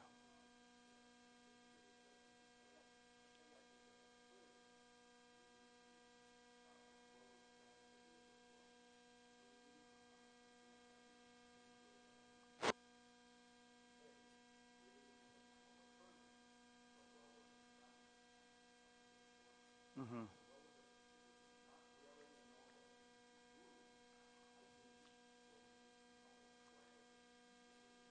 Yeah. Which is only a figure of what Jesus was going to be doing up in heaven and what we were supposed to be doing down on earth. Yep. Okay. A hand over here, and then I'll get back to you.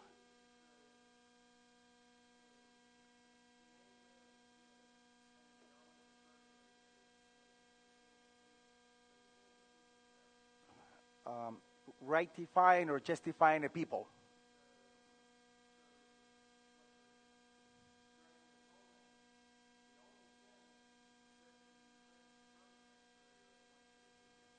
Mm-hmm.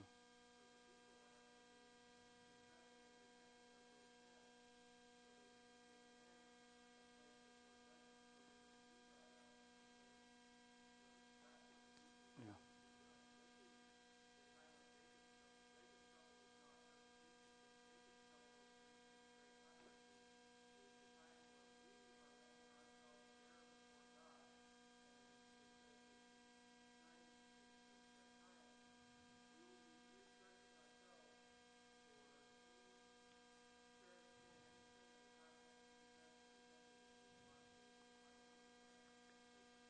I will amplify that concept a little more. I think it involves also persecution. It,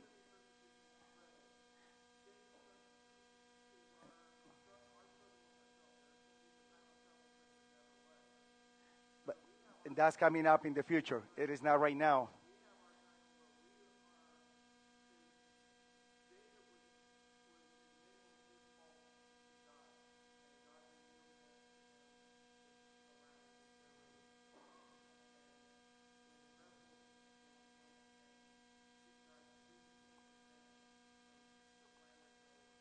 Mm-hmm.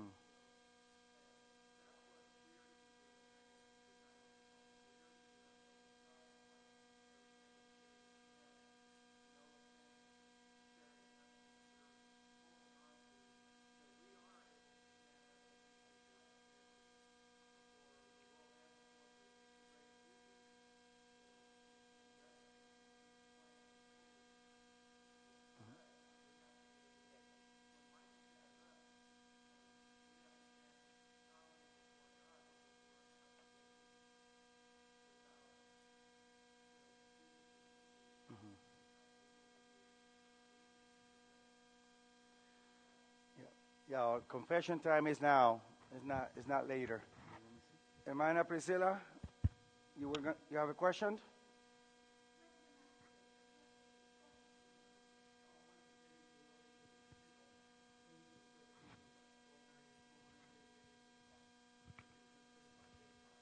Oh, for Daniel 12. verses 8 and through 12.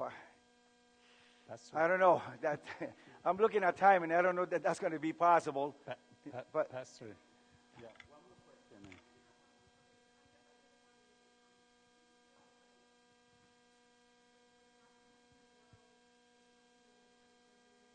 Mhm.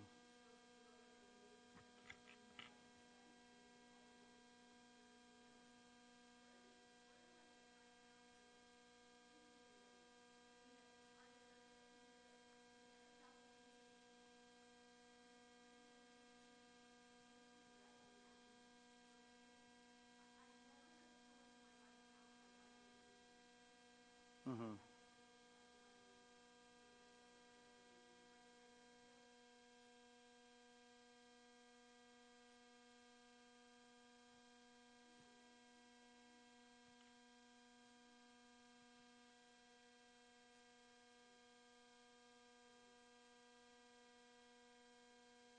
Mhm.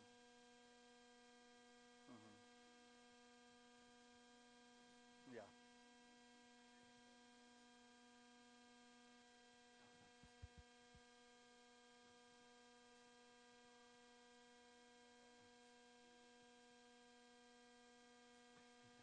He's a teacher. What do you mean? I- What do you mean? I'm from the conference. I don't know exactly what that means.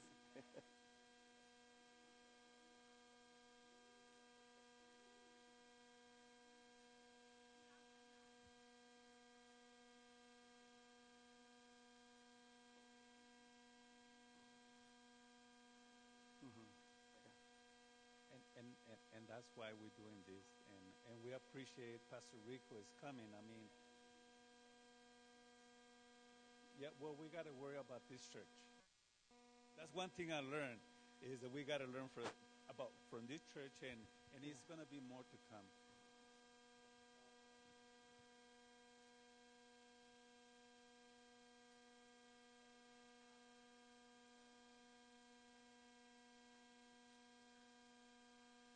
Mhm.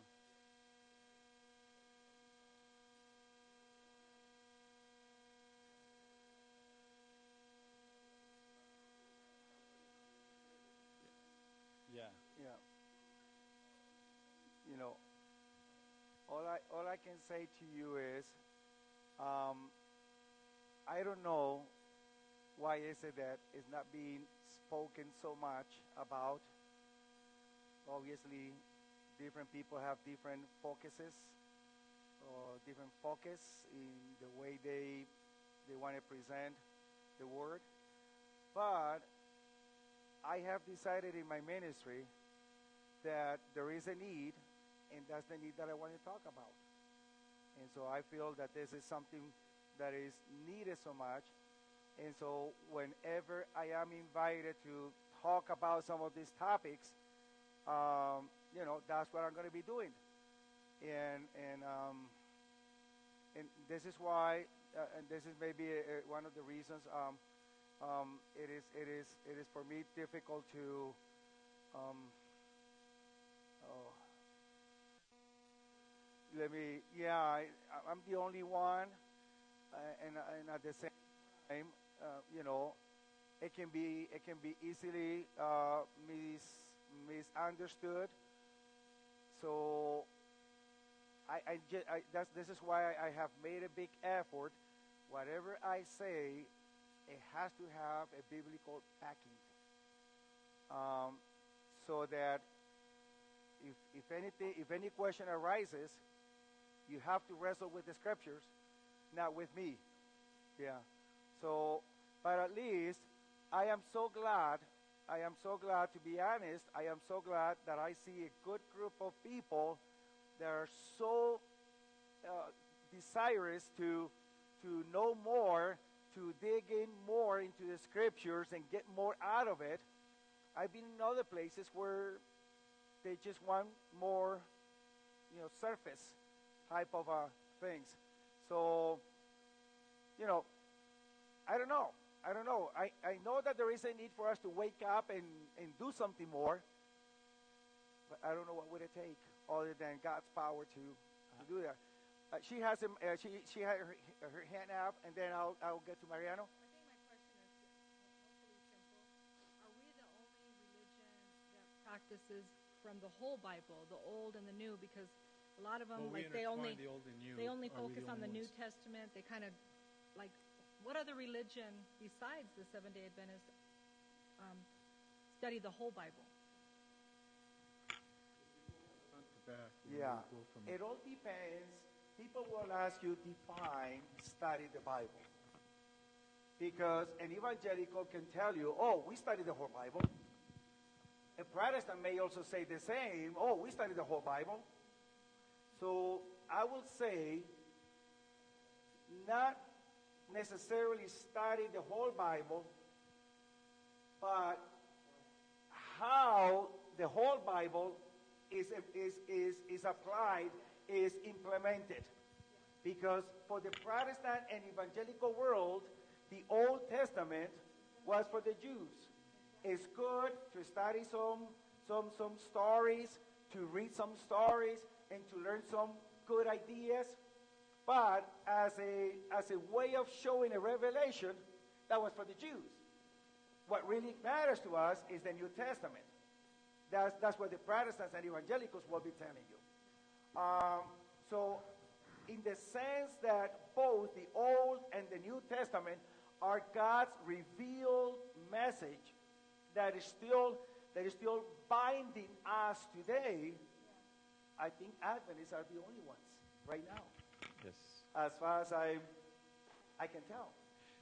Even our own historical system of interpreting biblical prophecies, we are about the only ones We use who do it.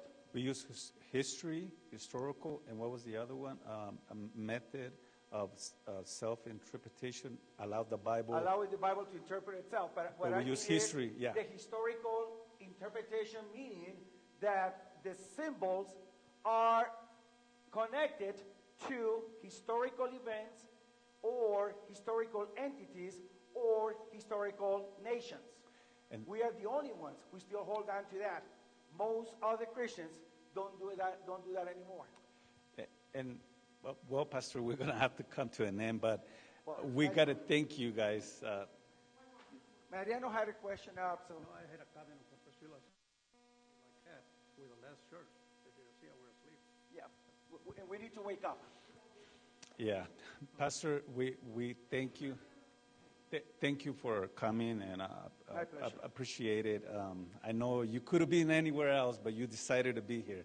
So thank you very much. Can you lead us in prayer? And for those who are listening to us online, thank you for listening and tuning in. Can you lead us in prayer, Pastor? Yeah, let's pray. Dear God, thank you for the time that you're allowing us to be together